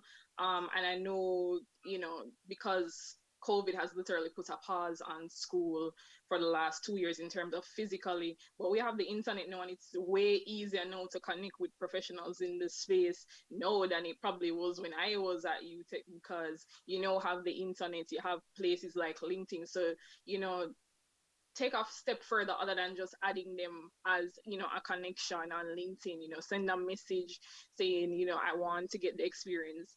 Sometimes you have to volunteer as well, just to get your foot in the door, just to get that experience of being in the industry, getting to connect on a different level, so that what you can do, what not to do, questions to ask while you're there, because again, closed mouths don't get fed. Like, you just kind of have to speak up sometimes, coming out of your comfort zone. Like, you may not be a social person, but really this is what it really requires. And also, I would say, if it is that you're all in media now. You have the facilities and skills and time to build or create content. So start building a proper portfolio from now on. I mean, like a digital portfolio where someone is like, well, where can I see your work? It's all in one place. You can send them the link to maybe a Canva type website that you may have, and also noting in that portfolio what worked, what didn't work, what was the success of what the project that you did. But ultimately also it really does boil down to your network, because somebody may know that your work and refer you as well. So I think really landing those big gigs also really depend on others, and also you believing in yourself. Thank you so much for that, Miss Brown. So, Mr. Hart, being the only male apart from myself on this panel, right? So, the media and film scope is very large. It's a very large field to that. It consists of various competitors. So, how do you help yourself to be a part and also become an household name?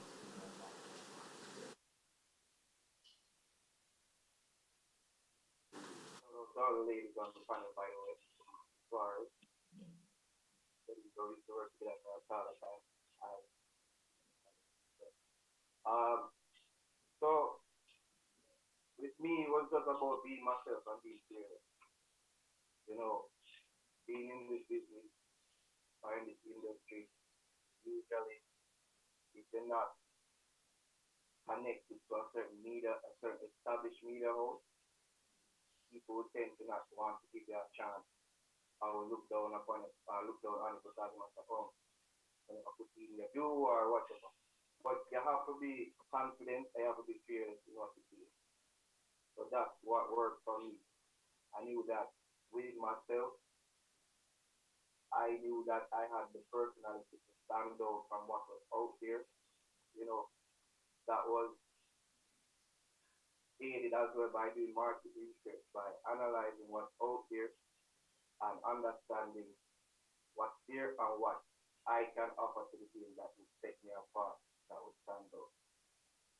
So for me, the main thing was just about being fearless and being confident in what I could offer and bring to the team. So much for that, Mr. Hart. And Ms. Suarez, so what piece of advice would you offer to final year students now transitioning into the working world, right? Yes, media and marketing. What advice do you have for them? Yeah, it goes right back into networking. I remember, and trying, just being open to going to all those auditions and waiting those long hours or even months for even a call back. And another thing I would definitely have to say is when I was trying, just something as simple as trying to get a job, I tell everybody, say me want to work. I tell everybody that, so you have to put it out there and let people know, because you don't know who they know.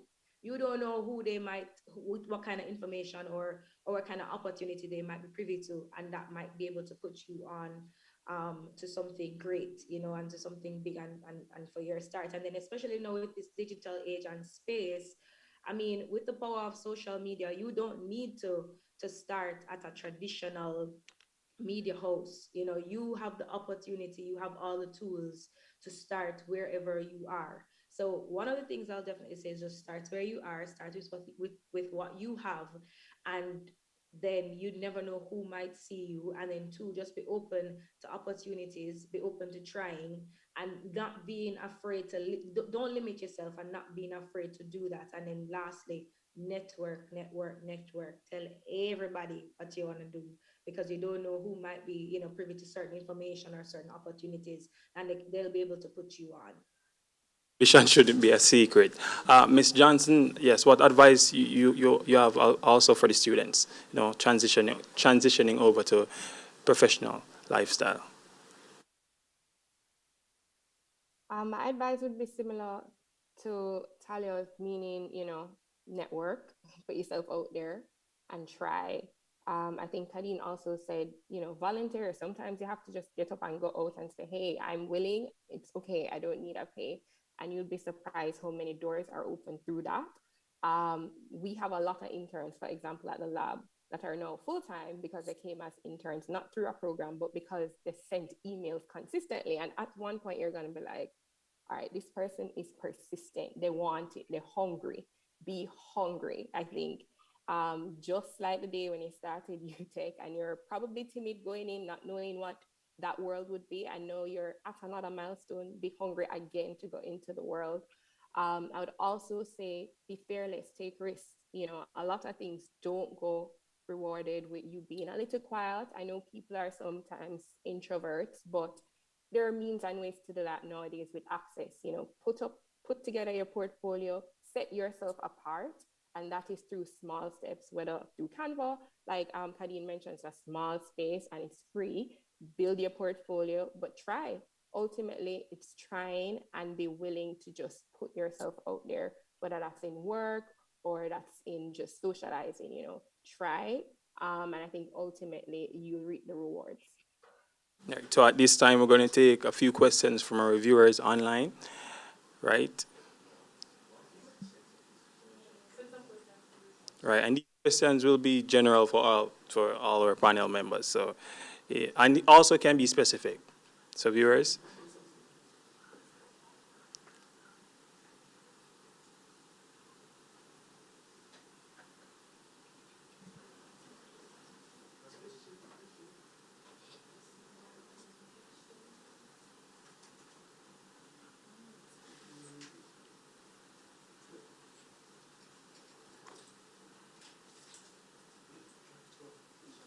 So our first question is how easy it is to find a job.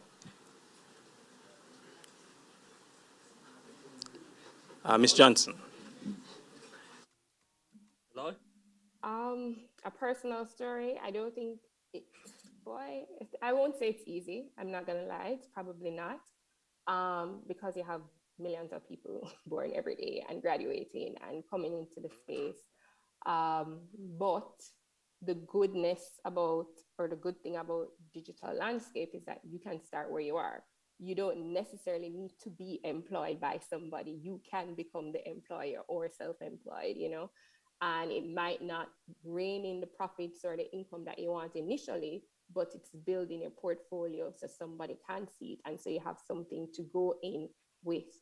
Um, I would say just try applying, you know, take risk with where you apply. You might feel like you're not qualified. And I think on Twitter, that I've become very fond of recently, you see people talking a lot about, I'm going to apply for the job that's asking for 10 years experience, even though I just graduated and I got it. You know, you never know really. You never know what is going to sway the person and you never really know what they're looking for. So it's not easy per se because we're a small country. You know, we do have a lot of jobs available, particularly where you'd like.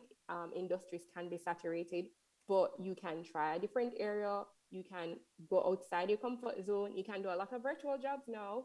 So you just have to be open-minded to thinking of the possibilities that exist and put yourself out there and aim for it, or be self-employed and start where you are. Yeah. Hi, Asad Right, so Brittany from YouTube is asking, and I'm going to hand this question over to Ms. Suarez. So she was asking, what was the journey like in the first stages of your career? It was hard. It was very hard. So for me, for example, I started writing for teenage. I always had an interest in media growing up, you know, from doing commercials and that kind of thing. Um, and then I started writing for the Teenage Observer during high school, and then I just had an interest in TV. So the opportunity came up, got the job. Jamaica hated you, and I feel like Jamaica gave me and Asha a harder time just to kind of break in. So it was definitely not easy. And then I just kept going. I just had my blinkers on and I just kept going. I saw another question here about like your lowest point in your career. Probably I think that was when I was starting. And I just put on my blinders and I said, who are these people to tell me, say, I am not good enough? No, and I am the type of person, I am gonna prove you wrong. I am gonna prove you wrong. And I think that is something that I knew that I wanted to do, and I just kept going and I just kept trying. So the startup was very hard. But once persons kind of get a feel of you and your personality, then it got a little bit easier. And then to grow and to transition is also hard, because as I think Kadeen mentioned about internship, how I ended up on radio is just by admiring persons who were great at it, who were fantastic at it, and saying, what are they doing that I am not doing? And one of the things that I realized that they were on radio, and there was no space on radio. And if you know, for example, like RJR Group, if you I work on TV, I can go and work on another or a competitor's radio station. So I had to find a space where I was, even though there was no space there. And guess what I did? I had to ask, hey, do you have an opportunity for internship? Can I just go and shadow somebody? I just want to learn. So I was eager to learn, I was eager to grow, and I was just eager to just get my foot in, because once I got my foot in, it's just I was just going to leave my mark. And I know the importance of just getting your foot in. And once you get your foot in, you decide and determine what happens from there, right? So I think it was a little bit hard initially. And then another thing in terms of getting gigs and doing shows and hosting stuff, not only for corporate, but on the entertainment side, it's just networking. It was just me telling people. It was just me, hey, I'm interested in doing this. Would you be interested in trying me? And they ain't paying you no big money, right? When you're just starting, they ain't paying you no big bucks, right? But guess what? You do it because you want the experience. The more you do it, the better you become at it. You want the experience, you want to learn, you want to grow, and you want to get your name out there. So you have to pay your dues too. That's very, very important. So I think it was hard, but you have to just keep building those blocks. That's just it. It's not going to happen overnight, but you just have to keep building your blocks. I hope I answered the question. You answered it perfectly, to be honest. Kemoy was asking how much each can say, and I think this question, each student is pretty much share the same sentiment. How much each can say they make throughout their career financially. The more you work, the more you get paid. Look here, the more you work, if you don't want to have a set salary, meaning it is great, and I'll tell you, it's great when you have a set salary, or you work for, I guess, a media house or an agency, or, a space where you are sure of this money monthly. But it is also great when the more you work, the more you get paid, but you have to have proper money management skills. That's my 2 cents on it. For me, I think it depends on where you work. So when it comes down to digital marketing and salaries, the determining factor sometimes is where you work. I mean, where everywhere there's like literally no set standard or salary for the digital marketing space. Agencies pay differently. Corporate also, different companies also pay differently. Gonna say I can give you a range. It can be as low as 1.2 a month, and it can be as high as over 4 million. Did I just say a month? Sorry, a year, a year. Sorry, and over 4 mil for the year, depending on where you work. So again, it really depends, and this is why I also reiterate just building a network and having someone you can call. And I know there are people that don't like to talk about salaries, or you don't want people to know how much you're making, but trust me, like somebody who has been there before you, that has an understanding of what it is, and if you give a rundown of the job description and they're like, no, that's too low, negotiate. And that's another thing, people are afraid to negotiate. And there's sometimes, unless they give you the salary range when you apply, there is sometimes room to negotiate, but I think people are afraid to negotiate in that starting process. So I know we've been throwing out the word networking, but trust me, like I have been in situations where someone assisted me, where I went to them, I'm like, need help with this salary, and they're like, no, that's too low for what you're about to do, ask for this. Company came back in 2 days with whatever I asked for. So yeah, just connect, because trust me, there are people that have been there before you that can help you. I think Miss Brown was brave enough to state figures. So, Mr. Hart and Miss Johnson, do you mind sharing?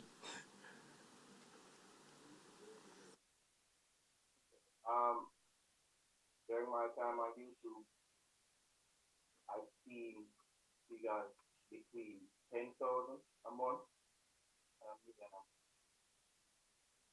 So it's literally, I don't mean it, sound cliche, it's literally what you put in or what you get out. That has been my motto for some time now, as I've seen that. Literally what you put in, what you're going to get out. I had to have a company that we might remember like 2 years ago, where I had to reiterate that mantra. Say, yo, what you want to put in, you want to get out. And I guess you can give a call back to a previous question or an upcoming question, whatever you call it, about the lowest moment. My lowest moment was when I realized that other YouTubers did a mix, and that's when I feel say, yo, I wasn't really performing to my full potential.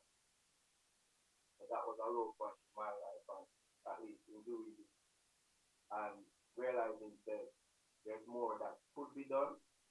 And right now, I know I have a set amount that I want to make monthly.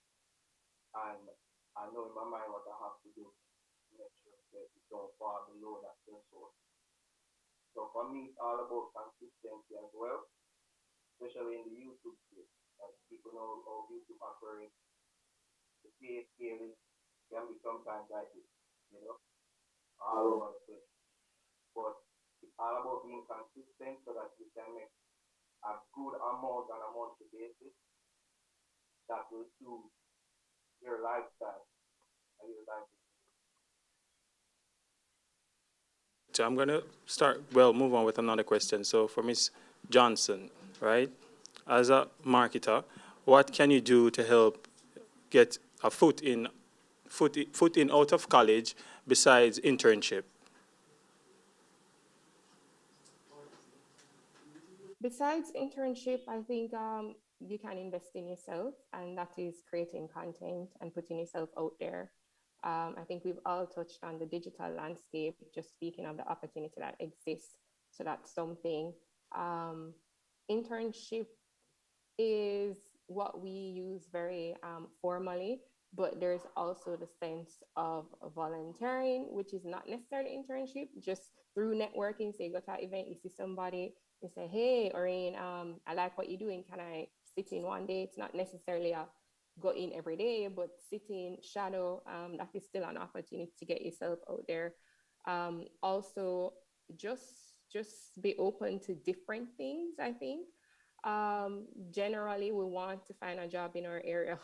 We want to do media. And, in media, there are different careers. You can be a CEO, you can be a COO, you can be an office attendant, you can be a makeup artist, you can be an actor, presenter, there's a wide range. So don't build a fence to what you want, to be very open and just adapt to that and be willing. I think those are some key things that you can try and do outside of internship that can help propel your career. Yeah. All right, so I just want to say thanks for joining us today and giving us students insightful thoughts as to how our careers can go and some steps we can take as well. So at this time, I'm going to pass the baton over to our host, Jada and Ronaldo.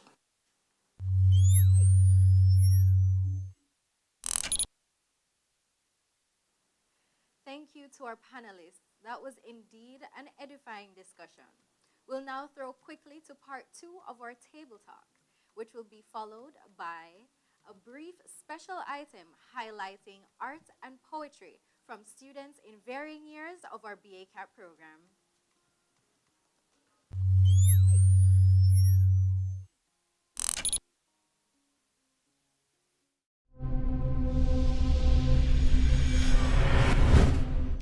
Welcome back to segment 2 of Get Real with BA-CAT. And for those who don't know what BA-CAT stands for, it's the Bachelor of Arts in Communication Arts and Technology.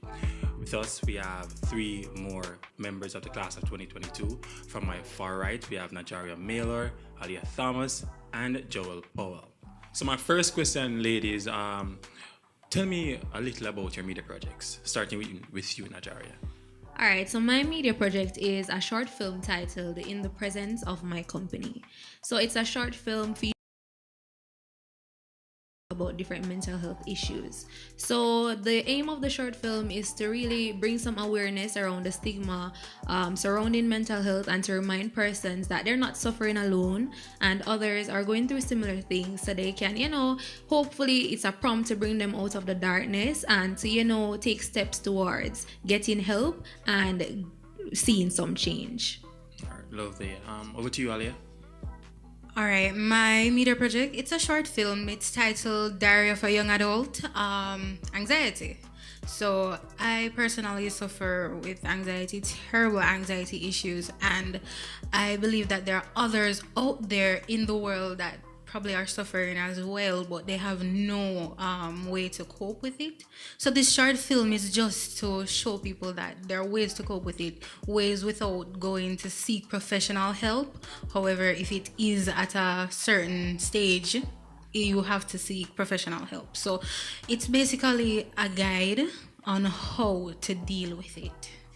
All right. And Joel? Okay. So my media project is a food magazine. It's entitled Fusion Food Magazine, a student's guide to healthy living.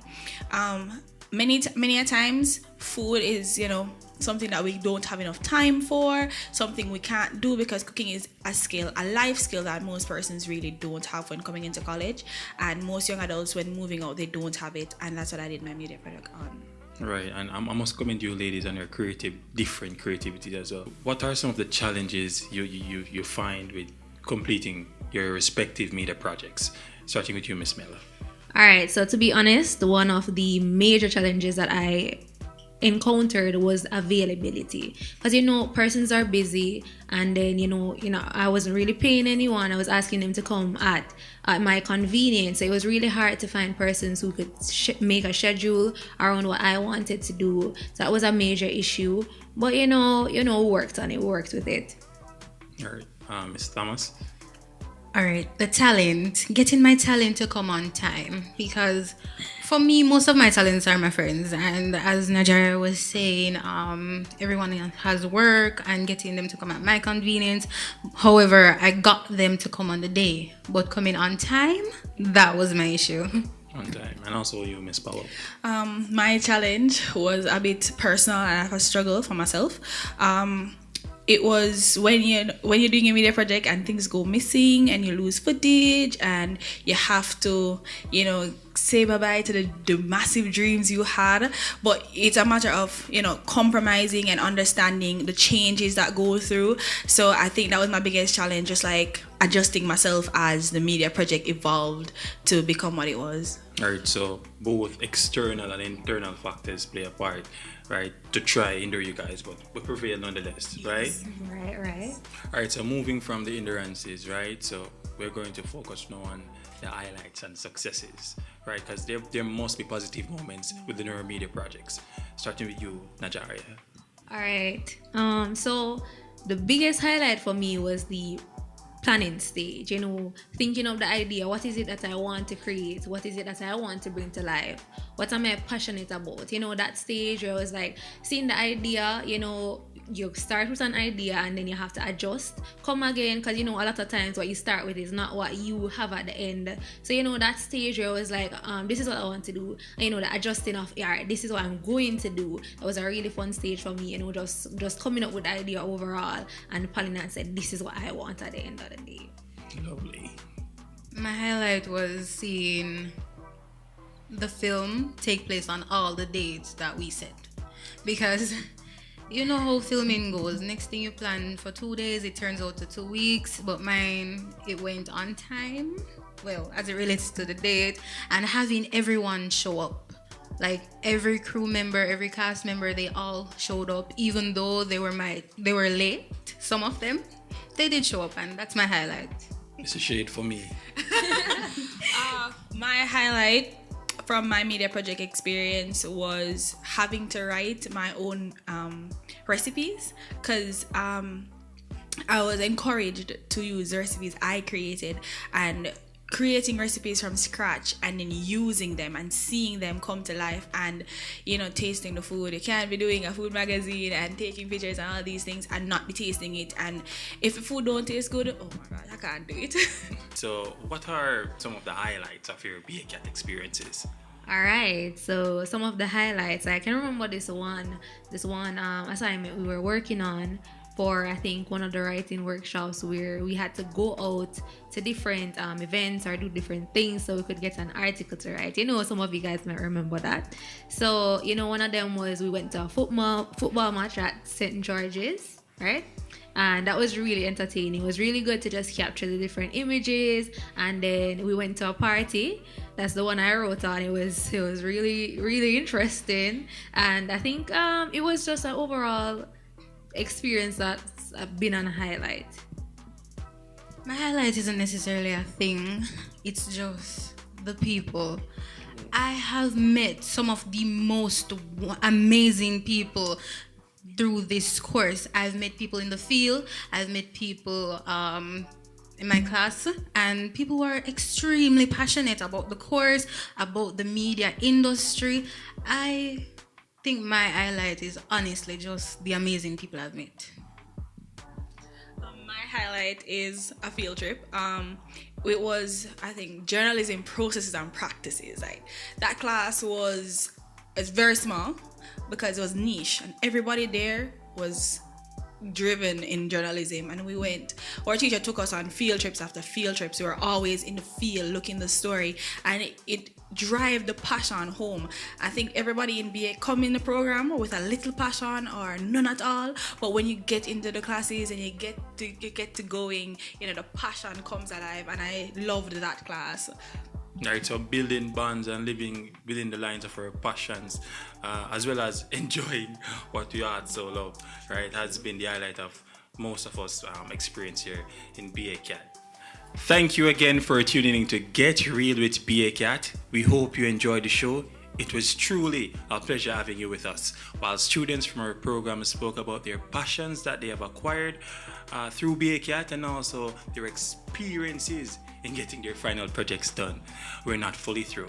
Don't move a muscle.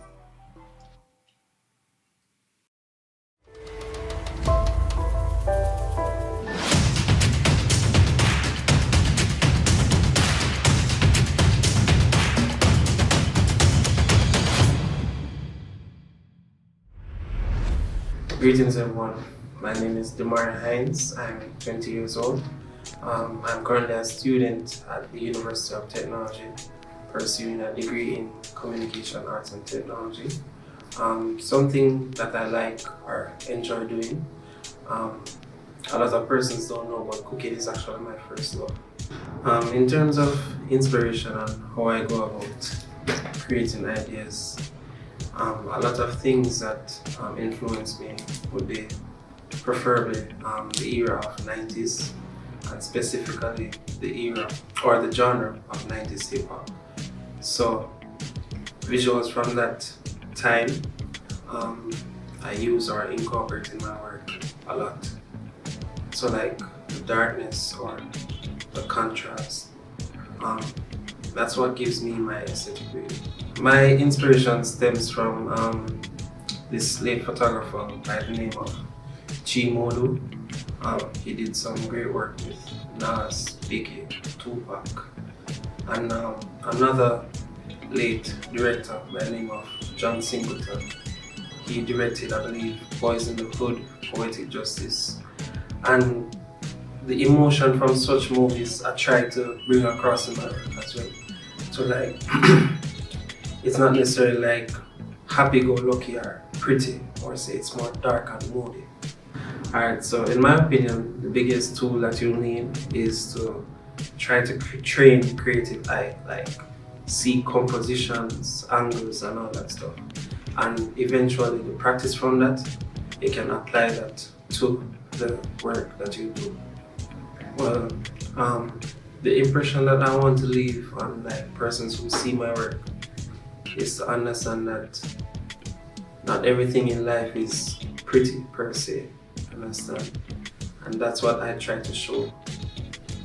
Well, most times actually, because not all the time I'm in like a state where it's not happy, you get me? I definitely have work that's bright, and that's because most of my work is dark. I have work that is bright. Yeah, it's more so to show that there's another side of life that's more realistic, in my opinion. Because like, there are persons who fake stuff to act like as if everything is okay when it's not. Feel me? So, yeah. So I hope my work reaches somewhere worldwide. And another note that I like to leave with upcoming creatives is that self-belief is very, very important. Like, even if nobody don't believe in it, just believe in yourself. Understand?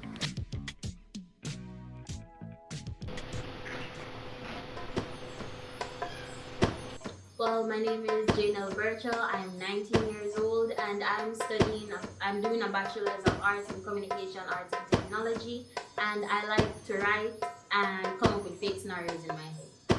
My inspiration would be my older cousin. She's basically my sister, and she goes to the University of Technology. This would be her final year, and her perseverance through all these years of school, basically she has to send herself to school. She works on the weekend, in the week when she has to come to school whenever she gets to. She does sports science, so she has to be on campus most of the time for practicals, and she never once complained.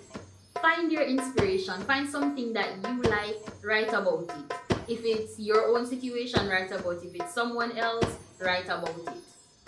All you need to do to write is just find something that inspires you, and the words will just flow. Look at you. I'm so proud of all the days when you would sit and say I can't but proceeded to. I'm happy for all the nights when you'd close your eyes, knowing your work was the best you could do.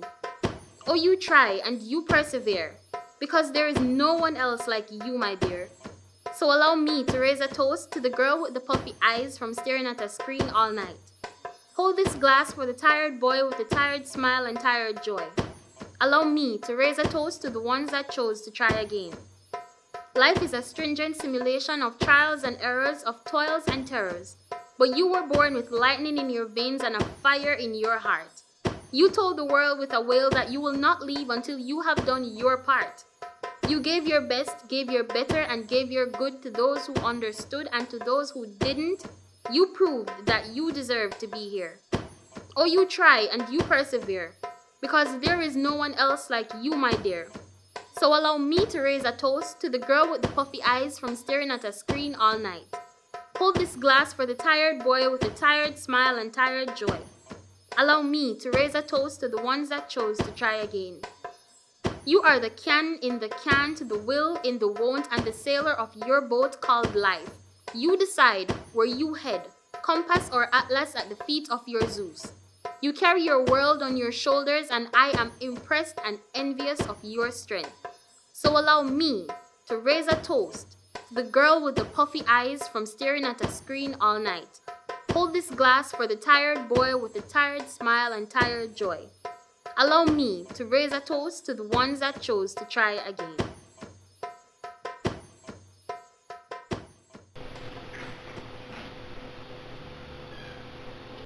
Alright, I am Kevin Reynolds, currently a student of the Faculty of Education and Liberal Studies, FELS, pursuing a Bachelor of Arts in Communication Arts and Technology. I am a lover of life, all things, just a very grateful person that basically inspires my work. Well, basically, my pictures are pretty much my appreciation for beauty in a certain moment. I see a moment, this looks beautiful, I appreciate it, capture it immediately.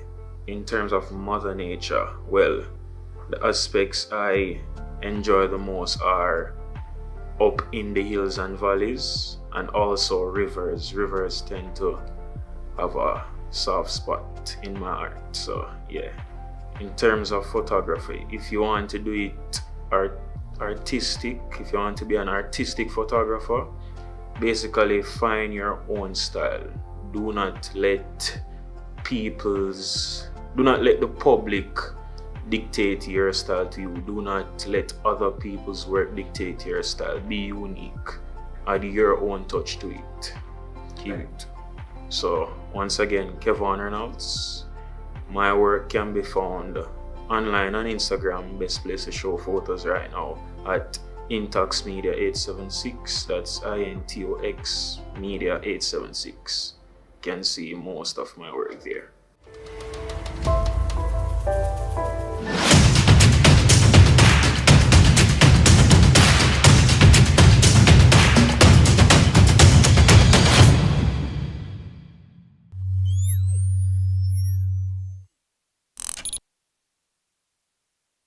It is with a great privilege that I deliver the vote of thanks for today's proceedings. First and foremost,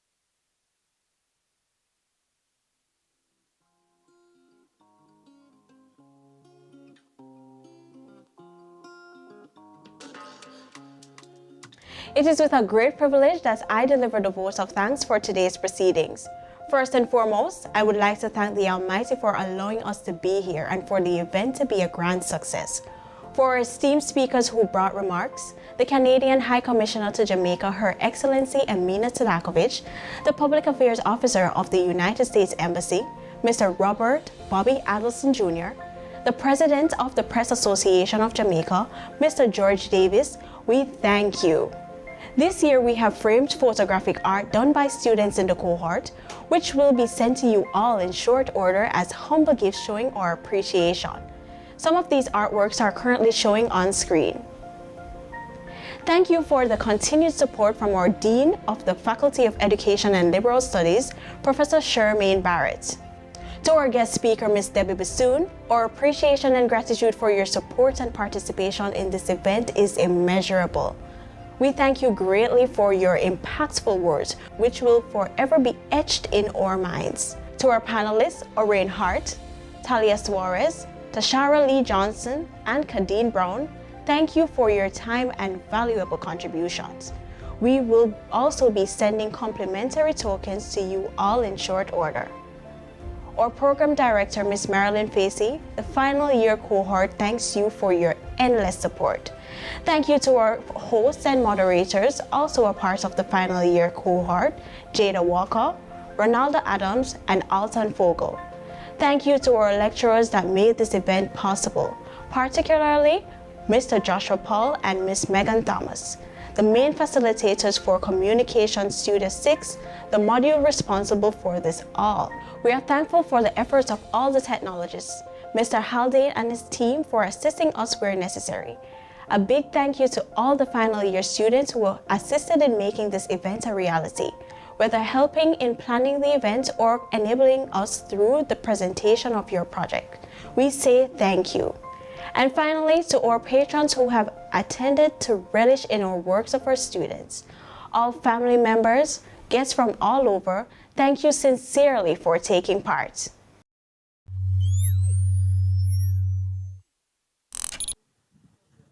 It has been a full event. We got a little taste of the media projects done by students, and now I'm sure you're wondering, where can I see the rest? Well, wander no further. We'll now be providing you with a YouTube link that will showcase few more of these projects. The links will be made based on project categories.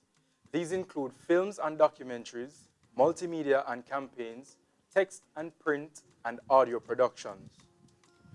The link will premiere at the end of this event. We ask that you access the link through the chat section of our Zoom, as well as the comment section of our YouTube description. Keep up with @BACatJA on our social media platforms for more info in the coming days. But don't go anywhere just yet. We will be playing some of these projects for you. Thank you all for tuning into this year's edition of our media exhibition entitled Media Magnified. Special thanks goes out to our sponsor, Hardware and Lumber, And we just want to say thanks to our team on set. I am Ronaldo Adams. And I am Jada Walker. Take care.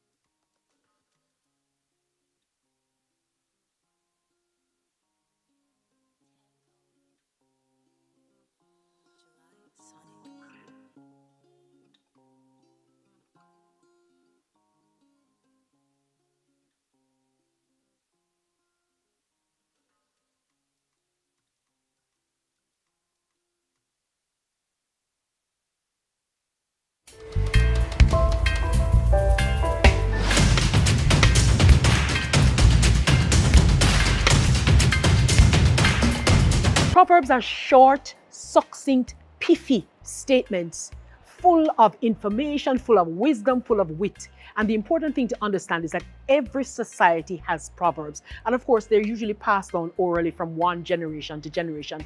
Proverbs are used to teach, they're used to caution, and as always, they're full of wisdom.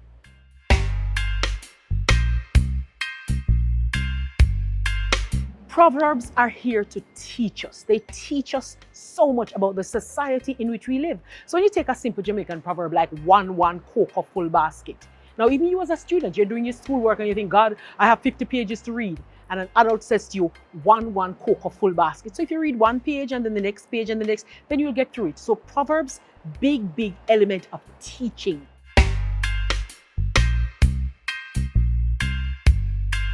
Proverbs apply to every aspect of our everyday life, and it's just for us to understand how to use them, because the thing with Proverbs is that Proverbs have shades and layers and levels of meaning. So you have a literal meaning, but there's always a second and a third meaning. So when you take a proverb like, dog a sweat but long hair cover him. So you see somebody and they look like everything is intact with their life, everything is going well, good job, good this today. But underneath, there's a lot going on. But they have the trappings. The trappings could be the clothing and the job and the family, etc. So the proverb is, dog a sweat, but long hair cover him. Of course, the literal meaning is that when a dog is sweating, you can't see because a dog has hair. But then there's the other meaning. So dog a sweat, but long hair cover him.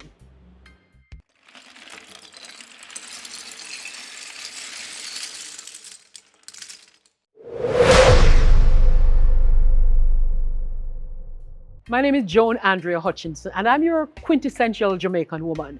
I'm very passionate about Jamaican culture, and so I spend my whole time researching, documenting, and into the preservation of Jamaican culture because I think it's important.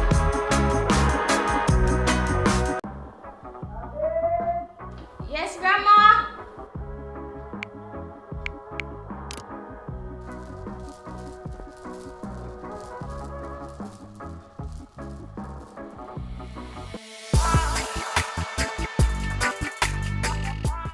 See some juice here? Is what time I know start? It starts at 3, but I don't think she's coming, so you can take one back. Is what happened this time? Doesn't matter, it's fine.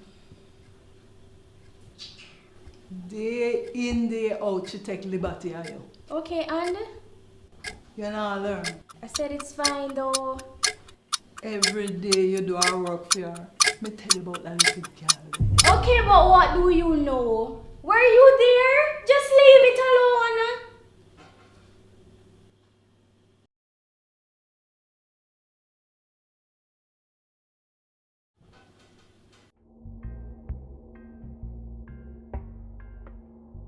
Cockroach no business in a foul fight. When trouble take man, picnic shot fit him.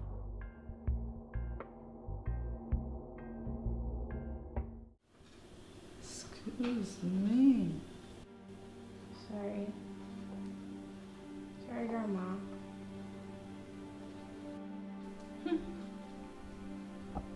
All the best.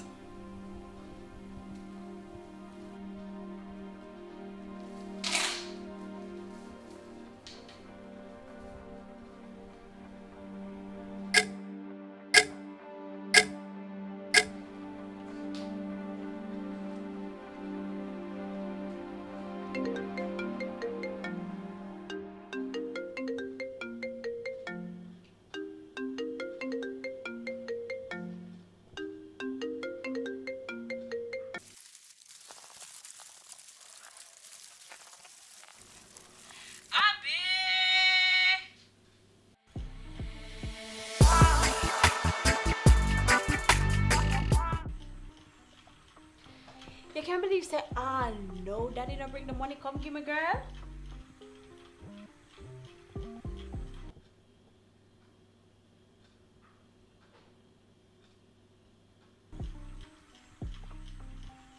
You ever try cook stew peas, girl? Me say, me don't know what that me say me do. The peas tough and it did taste like Lord Jesus. Me didn't know what to tell us.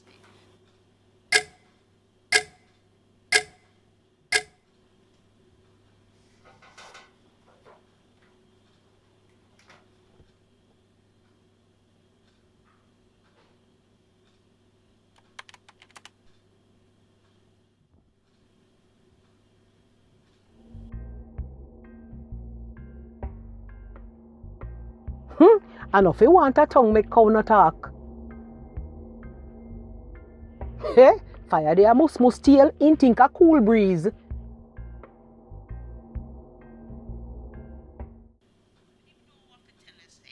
because of that now, the stew watery and the peas just taste awful.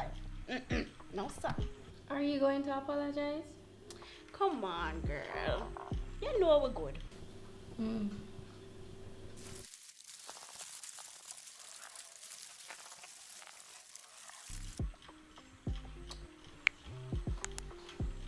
Anyways, you can't believe that after this we're done, girl. I don't know about you, but I'm kind of nervous. I know I'm not read nothing.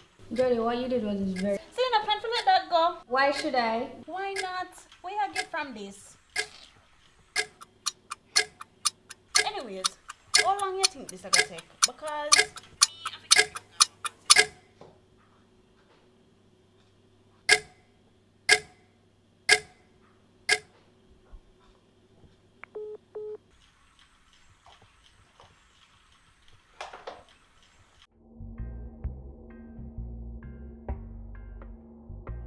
Wagan bad morning can't come good evening.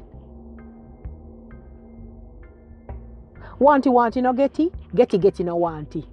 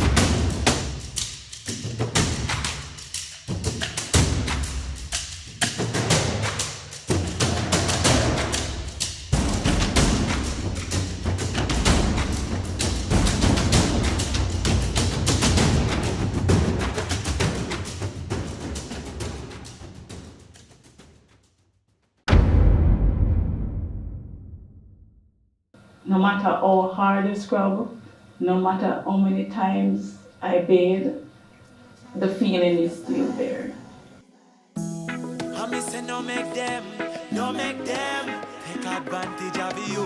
I was about 20 when I was raped.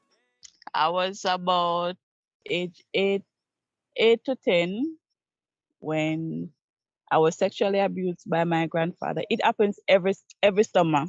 No one believed anyway, so nothing come out of it.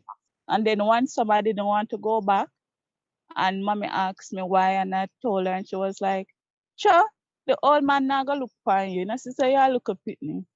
A survivor of abuse has so many hurdles to overcome. So, for example, let's say someone is sexually assaulted, so that's an assault, that's trauma.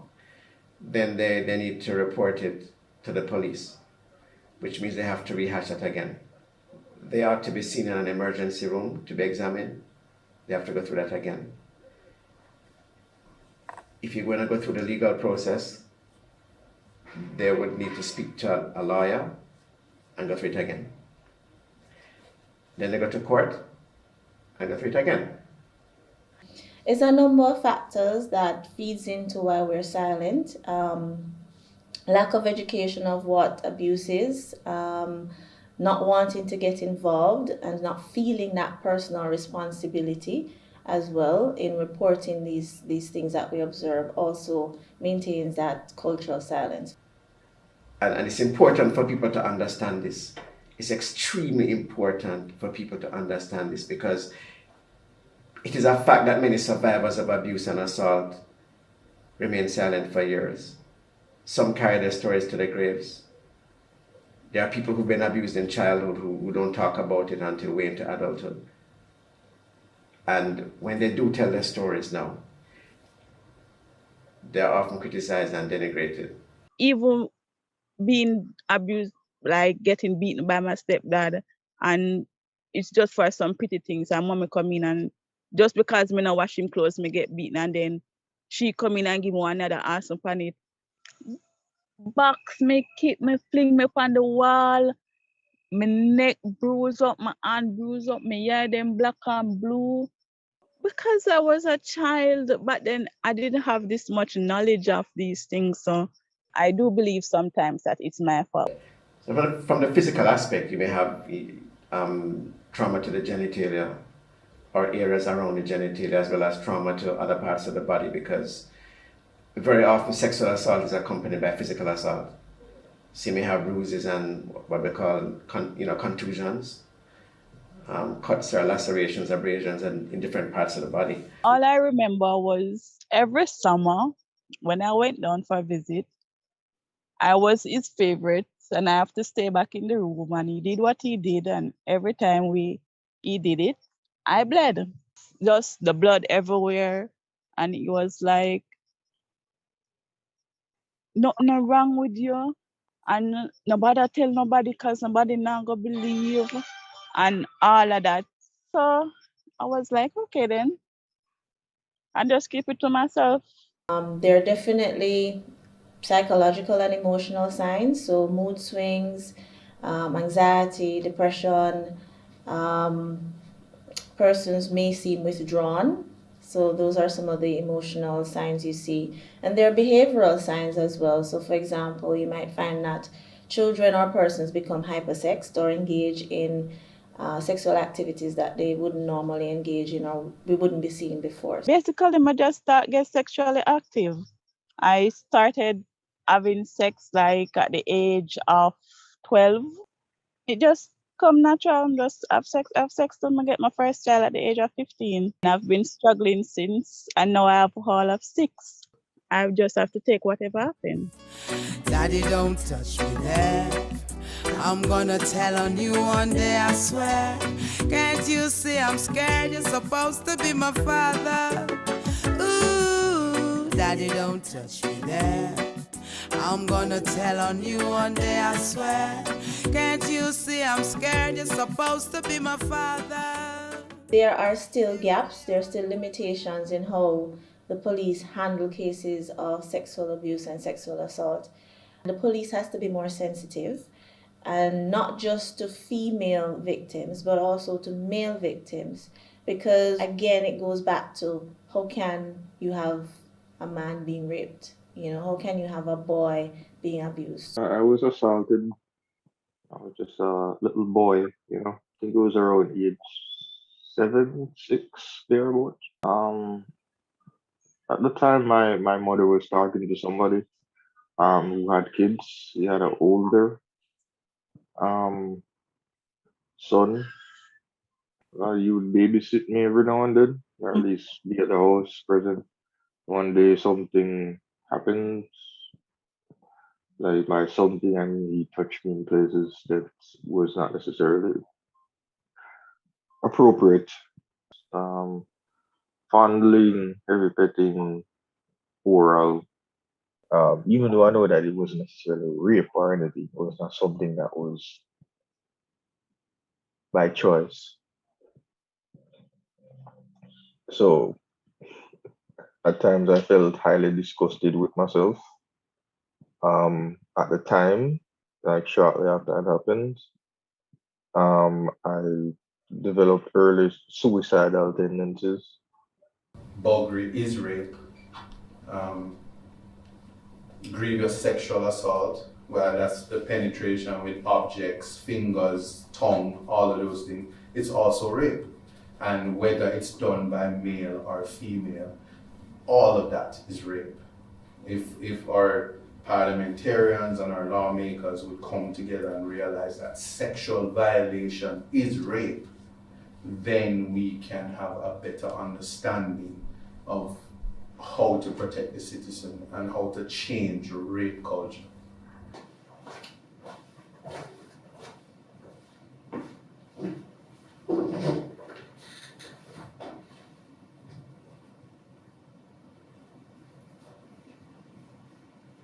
We do have male victims, not a lot. Over the last 3 months, we have had only 6 reports thus far of buggery, because that is how it is categorized at the moment. All male victims. They are stigmatized in certain quarters. However, as policemen and women, as professionals, when they come to us, we know how to handle those matters. We have to handle them with a lot of understanding and sensitivity because of the whole Jamaican culture. It happened more than one time. Yeah, everything about it was rather uncomfortable. So I can't really, I think the entire ordeal in and of itself. And then the thing is, at the time, I wasn't necessarily abreast or fully aware of what was happening. Like as I got older and I got more exposed to other things, and I realized what it actually had taken place. It actually scarred me for years, especially living in a Jamaican society where certain things are really like frowned upon or looked upon, especially as a male telling, a peer that, hey, this happened. Certain stigma will be brought down on a lot of people. And at the same time, myself, We have a culture of normalizing sexual abuse and sexual assault. There is the saying, it's just a little sex, for example, and that feeds into the normalization of it. There are persons who believe that, from children or girls specifically, they reach a certain age, then they're ripe for sex. The culture of complaining about any sexual impropriety on the part of female towards male would be laughable. So we would say that as a matter of culture, men don't have a complaint mechanism. I remember trying to tell my mother something to that effect, and it was not something that was kind of shoved off. My mother isn't necessarily that receptive type at the time, for no fault of her own, but she had other things to deal with. She never necessarily had a lot of time to listen to me. But it literally made me question my overall sexuality because that actually happened to me by a male. I also believe this actually kind of propelled me into being sexually active earlier, I guess, as a means to try eradicate certain things. Like I said, part of me like I blocked it out of my mind for a very long period of time. I felt like I allowed it to happen. Like there was something that I could have done. Why did it have to happen to me? There are times growing like early teen years, like I started to like do certain things like inflict pain on myself because it led me to a state of thinking that, like I was scarred, like it really scarred me. I started to cut myself, you know, started to question my overall existence. It was that level of innocence was taken from me, but I developed a love for drawing from a very early age. So that was something that I channeled my anger and things into. In Jamaica, in terms of the culture where the citizen's relation with the police is almost non-existent. or it's a very bad relationship. So because of the lack of trust, you tend to find that reporting sexual offenses and stuff like that is a bit complicated. What we find is that all sexual related offenses are trending low. Rape in particular is 40% below what it was last year, which is good for us. Protect the babies, yes. Prevention better than what miss execution for rape. Prison I got too good for them. Full time or firm up for mates. That's why we ask Father God for strength. Miss execution for rape. Put a rope round them neck and make them hang. Long time we should have firm up for mates. I believe over the last probably 4 or 5 years, we have had more persons being willing to come forward, I guess because of our public education campaigns, accessibility of our offices, accessibility to the police, and just our endeavors as an organization to make people aware that they should and can come in and report any offense committed against them to us. There are a lot of us who don't know that Sissoko is the place where you go for sexual crimes, especially when it comes to minors and, you know, the victims unit. So that's just one of the problems that we have in terms of the public not knowing where to go and who to communicate with. People are aware of us as a unit and what we do, but there's still room for more sensitization,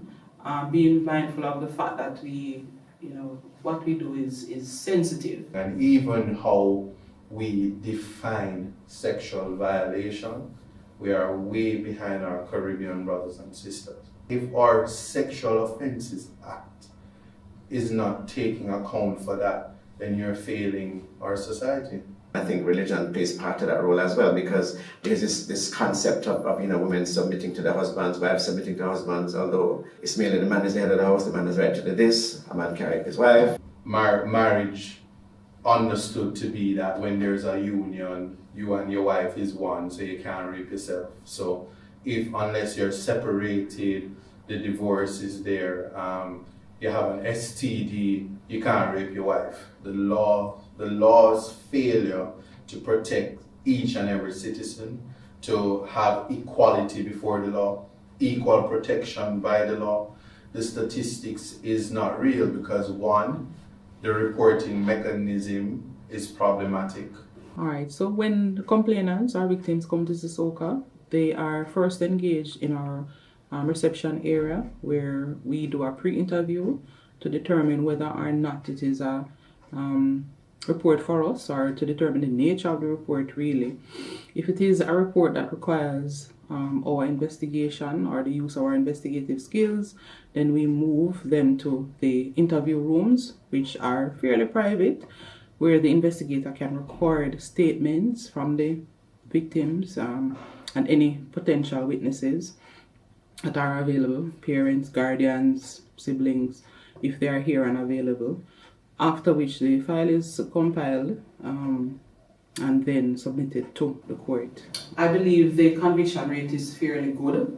However, what we have found in recent times is that sometimes, out of frustration, the victims decide that they don't want to go any further, especially when the cases have been in the court for an extended period of time.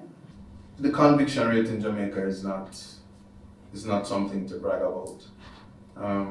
Not the doing of the investigators, not the doing of the court system itself. The court is a very scary place for anybody. Any victim can tell you. Just to be in the space, sometimes between the prosecution, the defense attorney, the police officers, just the hustle and bustle, you relive the experience, and sometimes victims end up feeling like they are perpetrators. All sexual offenses are the purview of all of us, and not just rape, all of them are within the societal purview to change. We tend to focus on females and girls in, say, educating them, don't wear this or protect yourself in this way. We tend not to focus on boys and men and say, you need to respect women. The way our citizens can address this culture of silence is to have more conversations like this being put out there in a public space and public spaces, to use social and traditional media, and to talk about it more. Citizens of Jamaica, if you love your country, if you love the women in your country, if you love the men in your country, if you love your fellow citizen, then there are just certain things that as a nation we wouldn't allow. So we have to learn the difference between snitch culture and telling the truth culture. The laws aren't 100% where they should be, in my views. I think they can be better, educate persons more on stuff, especially violence. Our rights has been violated as girls, and they don't even know that they are violating our rights. They just, because it's the norm, everybody just come and do it.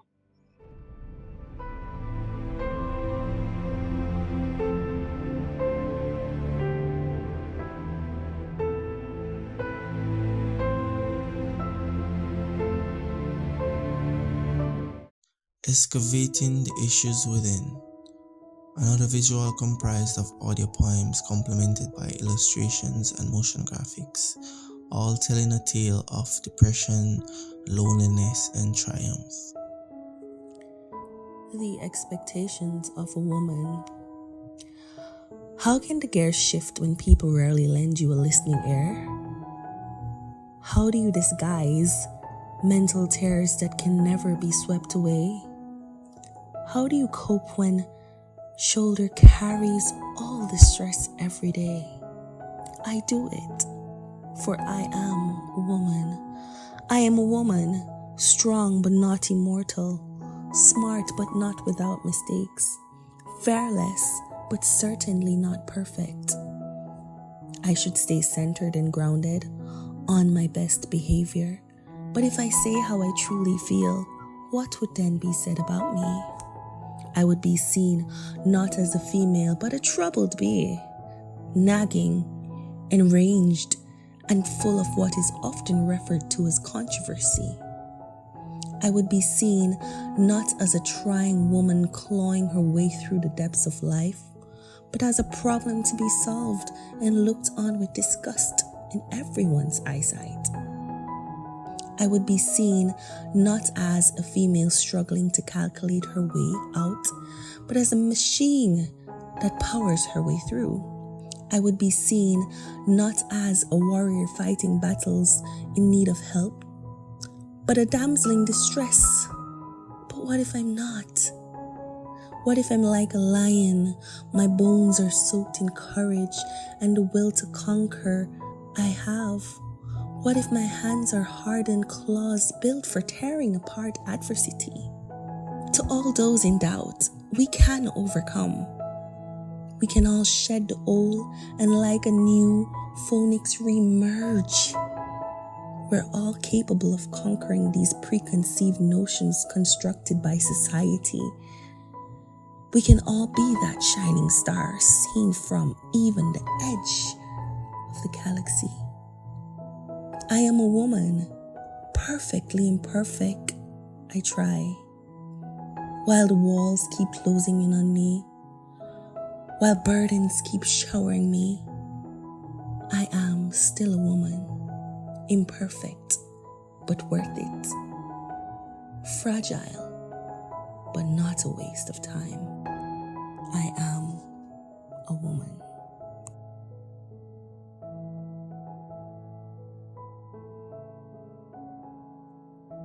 Pressures of time. You grow. Society shows you who you need to be, and you repeat the process as you see. But are you truly free? Your peers often expect obedience and great things and stare at you, but I always ask myself, what about me?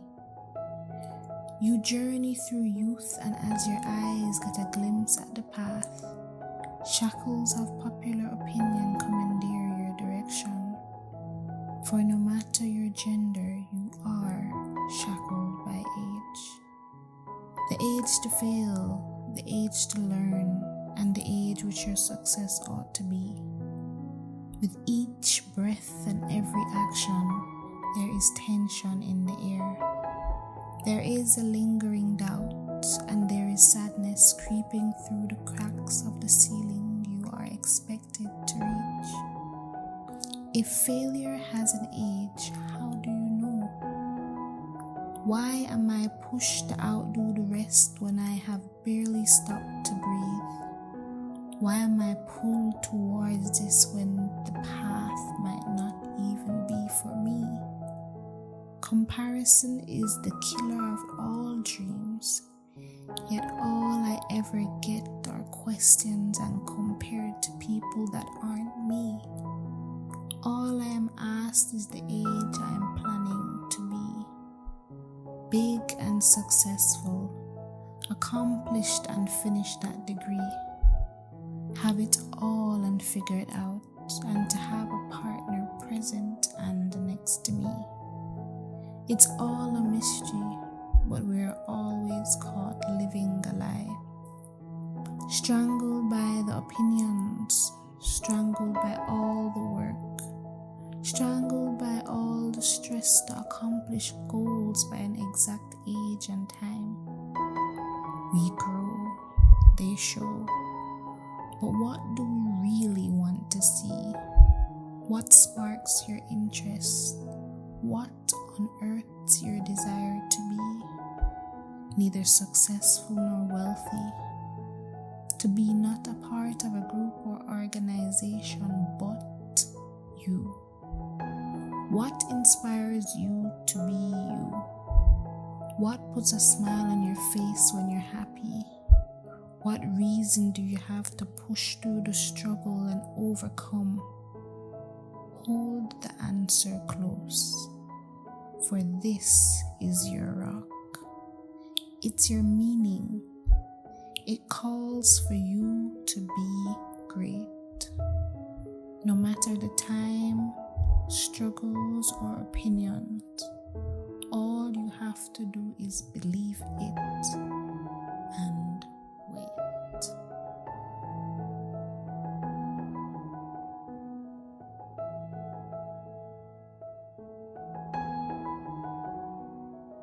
Outcast. Invisible to lecturers, peers, and all, as if not physically there, yearning for attention, but with a weightless presence, not even a stare. Seen, but often misunderstood. Heard, but not through the words uttered in their ear. Who are we to judge? Who are we to convince them that we are all but matter moving through time, and that we all matter? That our existence is valid, and that we too deserve to be socially planted? Who are we to overextend a welcome that was never sent and is being selfishly tucked away? To muster all our strength and uproot the seeds of public opinion that are laying down roots and intend to make our environment its home. People say silence is often loud, yet no one hears me. That patience is a virtue, yet all that is seen through my eyes are people without grace. Oh, time heals, yet all my wounds stay forever open. That I should give my cheeks a rest, oh cheer up, then they ensure that all the doors keep closing. Lecturers ask questions, yet glide my answers, as if to say they are worth nothing. How are we to cope when acknowledgement comes from being seen? And to be seen, you have to be considered as somebody worth noting. How do we hold back the tears from the struggles and the stress from our life when our cry for help is indistinguishable from any other noise in the street? How are we to recover and gain confidence within when everything breathing outside seems convinced our existence matters not? How are we to overcome and persevere when in every direction all we see are people's backs, turned our way meant to keep us in line with a perspective already formed about our character? backs turned our way to keep us out and away from where the conversation resides. It is often said one kind word can end hate. What I seek is not to contradict them, but to drop bombs from my emotions whenever they throw up their guards and leave me at the gate. For you see, rejection draws a hateful crowd. My heartbeat explodes inside, and as I pass the place I want to reside, tell me, someone please tell me, am I the issue, or are they too blind to see through my eyes?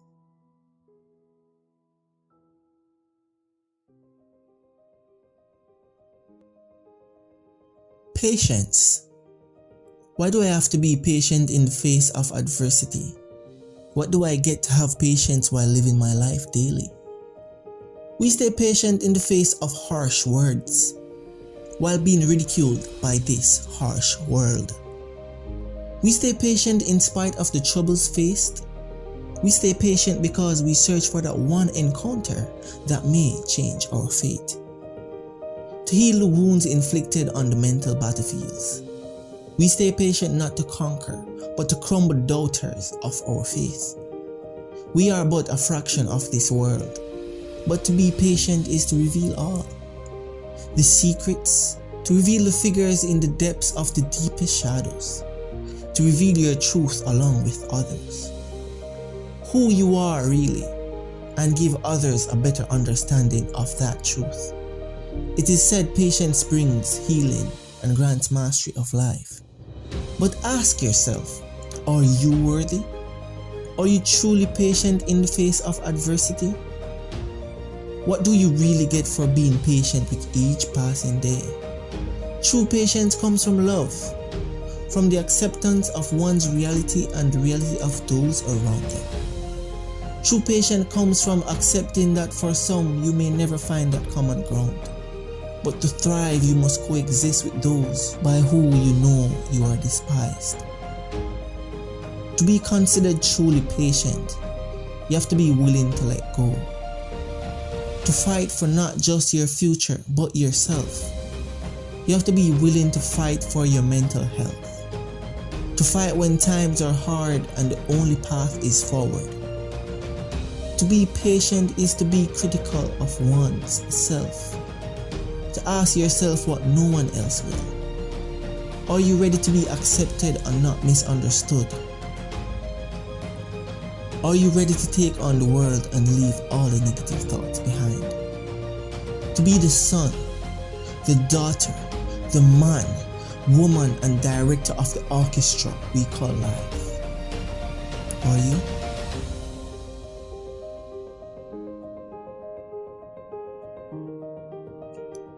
Hope for a dying will. Hope. We often hear of it, yet we can touch nor see it. So, what is hope? This thing that I should put my trust and faith in to change the future. Hope is a flame that burns in the rain and on top of the coldest mountains. Hope is a flame that melts even the hardest of hearts and crumbles all walls meant to keep you out. That burns at the center of all decisions. It is the flame that guides goodwill and prosperity towards every corner of life. Hope is the flame that burns and warms the heart of many, like the heat from the sun on a hot summer day. It is the ember that bursts into a raging fire that sets all opposition ablaze and eradicates doubts from a wandering mind. It is in these flames that we find what we seek. Flames that comfort us tirelessly going without sleep. And it is with these flames that what we hoped for will be achieved. Hope is a gentle breeze that carries the tune sung by our souls. Breeze that carries a story that has not yet been told. It is a spear gliding through the obstacles, opinions, and self-doubt and hatred. A shield that bravely defends, deflects, and protects what we hold dear. Have faith. Know that when this day comes, all the bad days, all the struggles, all the sleepless nights and rough weeks will all be worth it. Know that there is better on your horizon. and the image in your rear view is about to fade like smoke caught in a gust of wind. Be the triumph in the struggle, the eagle that seeks to soar in the heavens. Bring out the inner you. Using hope, transform yourself into the unstoppable force your obstacles never knew you were. Transform yourself into the flames that burn using your faith. Transform yourself into a gentle breeze that is free from doubt and problems of the flesh. Free your mind by just taking this leap and making a single step. Hope, not just for today, but forever and in its entirety. Hope.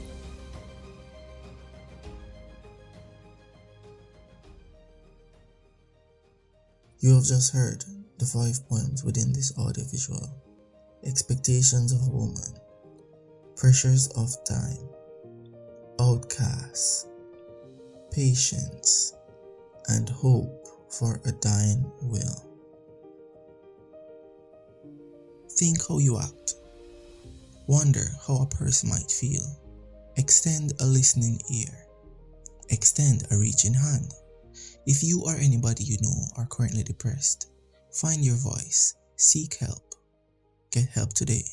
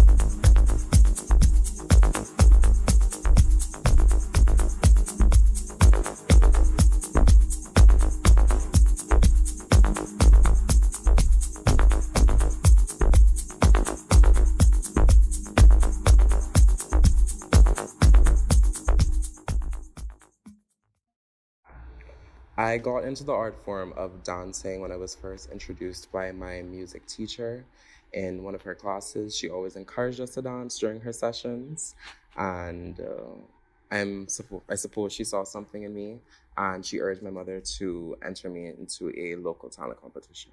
My mother, she used to dance, right? So I believe that's why she enrolled me in dancing. And, as a child, you see it and it's fun and you need an after school activity. So, yeah. Dancing made me feel very empowered. I enjoyed the rush that I felt, and I knew that that was something that definitely was passion. I spotted that at a very young age, and I knew that that was something that I wanted to continue to do for the rest of my life. It was something that was more so fun for me. So, okay, class is done, it's time to go and dance. And there was a sense of community with all the other dancers, and it was kind of scary too, because dance instructors are usually really strict. When I first started dancing, it was very exciting, it was new, and I really enjoyed it. Dance is an expressive art form, and it uses integration of music, movement, usually within a prescribed space, used for different forms. It can be entertainment, expression. So I would say that's dance. How does dancing make me feel? It's kind of a cliche answer, but I would say it makes me feel alive. I am 100% myself when I dance, expression and all. Especially if you catch me doing reggae or gospel, expression will kill. So, yes, that's how I feel. 100% myself. Dance gives me a feeling of genuine content that I don't get with anything else while I'm doing anything else.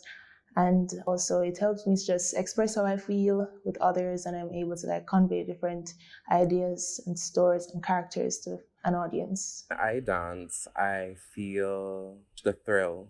I definitely feel the thrill. There's just an adrenaline rush that you get every time you dance. Before you're about to hit the stage, it's like in that moment you just feel this intense amount of pressure. Like, oh my gosh, I'm gonna forget this. How am I gonna do this? Oh my gosh, is my mother in the audience? How am I gonna react? What am I gonna do? Dance is considered as therapeutic because it integrates different aspects of the person. So we have the spirit, we have the mind, we have the body. And so this integration gives you a holistic experience. The therapeutic value comes from that integration and the fact that you can have a journey using dance as a tool with psychology.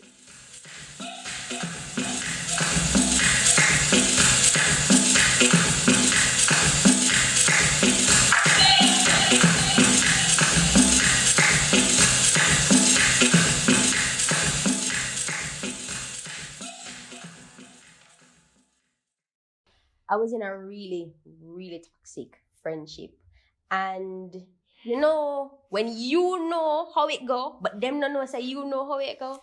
Yeah, it was one of those things, and everybody around us was kind of observing and also partaking in it, and that added to it.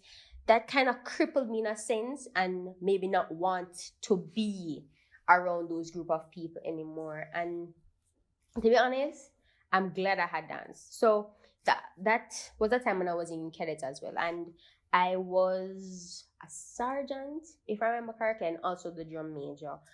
I was also the most senior female, and the oldest, not just senior in rank, but senior in age. A lot of them were like fourth formers, third, second formers, and I was in upper six at the time. So I was basically alone, right? I was alone as a female rank. I was alone as a female cadet. I was alone as just as a person in that environment.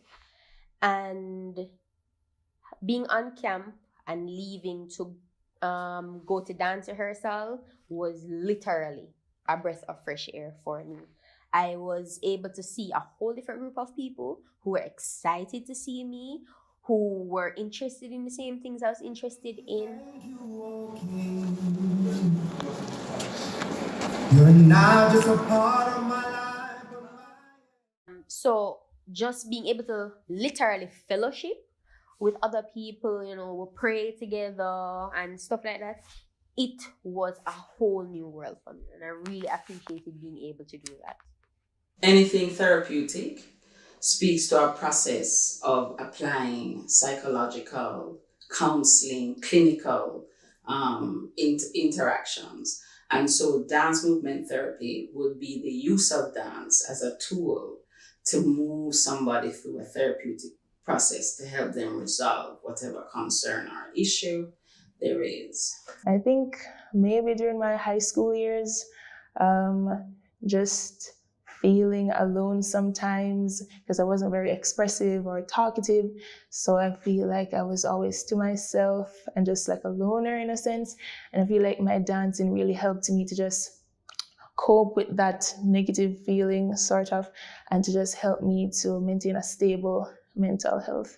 Let's say we can pretty much use dance as a tool to relate and resolve pretty much anything. So, for example, self-esteem, somebody who has issues with their own body, it can process psychotic issues in terms of helping somebody to process a traumatic event, psycho-spiritual issues as well.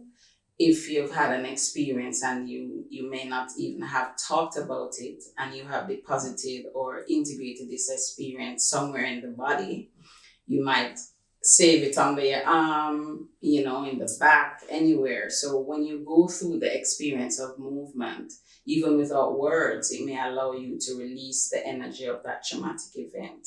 And so that therein lies the value. So I do think there's a range of issues that dance movement therapy can help to assist.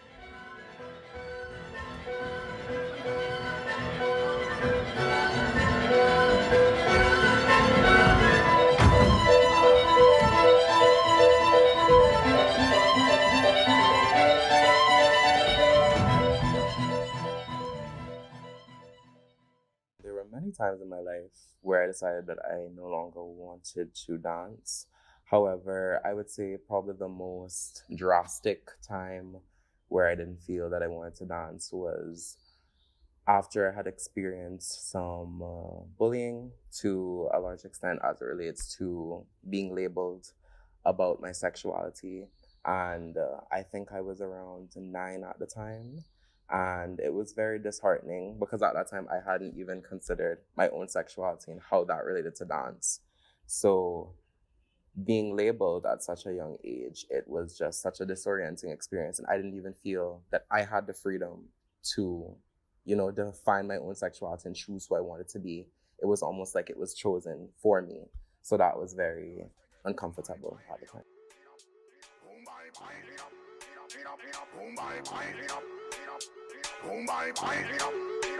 Gentleman is the greatest thing you ever put on the land. They trend on them from end down to football time.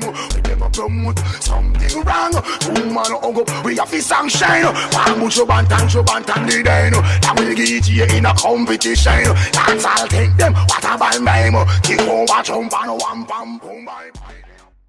My students, or these students at Edna who have been involved in the fundamentals of movement and body therapist program, each semester that I lecture the course, I was a part of the team that wrote the course. And so each semester the course is taught, we look back at it and reevaluate as to what is needed. Because what tends to happen is that the students' issues do come up within that process, as simple a course as that it is in terms of their exposure to it.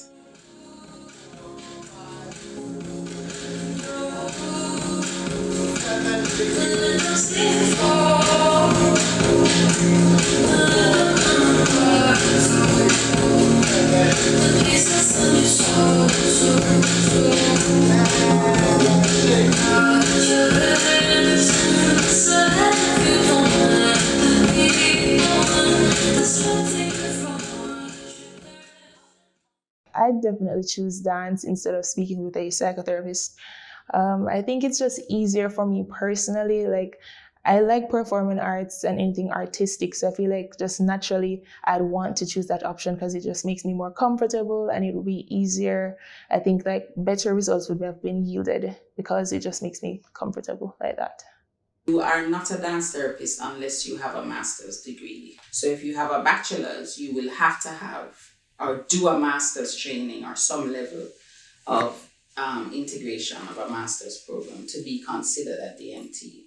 They have other approaches as well. I think they have the registered dance movement therapists and they have other avenues where you can intern and get certified. We don't have those structures here as yet. Presently, I'm trying to establish some connections through the ADTA, trying to get them to look at what we have existing here in terms of the body of information that exists, which is probably pretty much over the last 10 years possibly, and through Edna, the students that have been exposed to movement therapy to see what can happen for the future. But currently nothing exists here. Well, I decided to start dancing again because I love it so much. The thing is, I can only go without dancing for so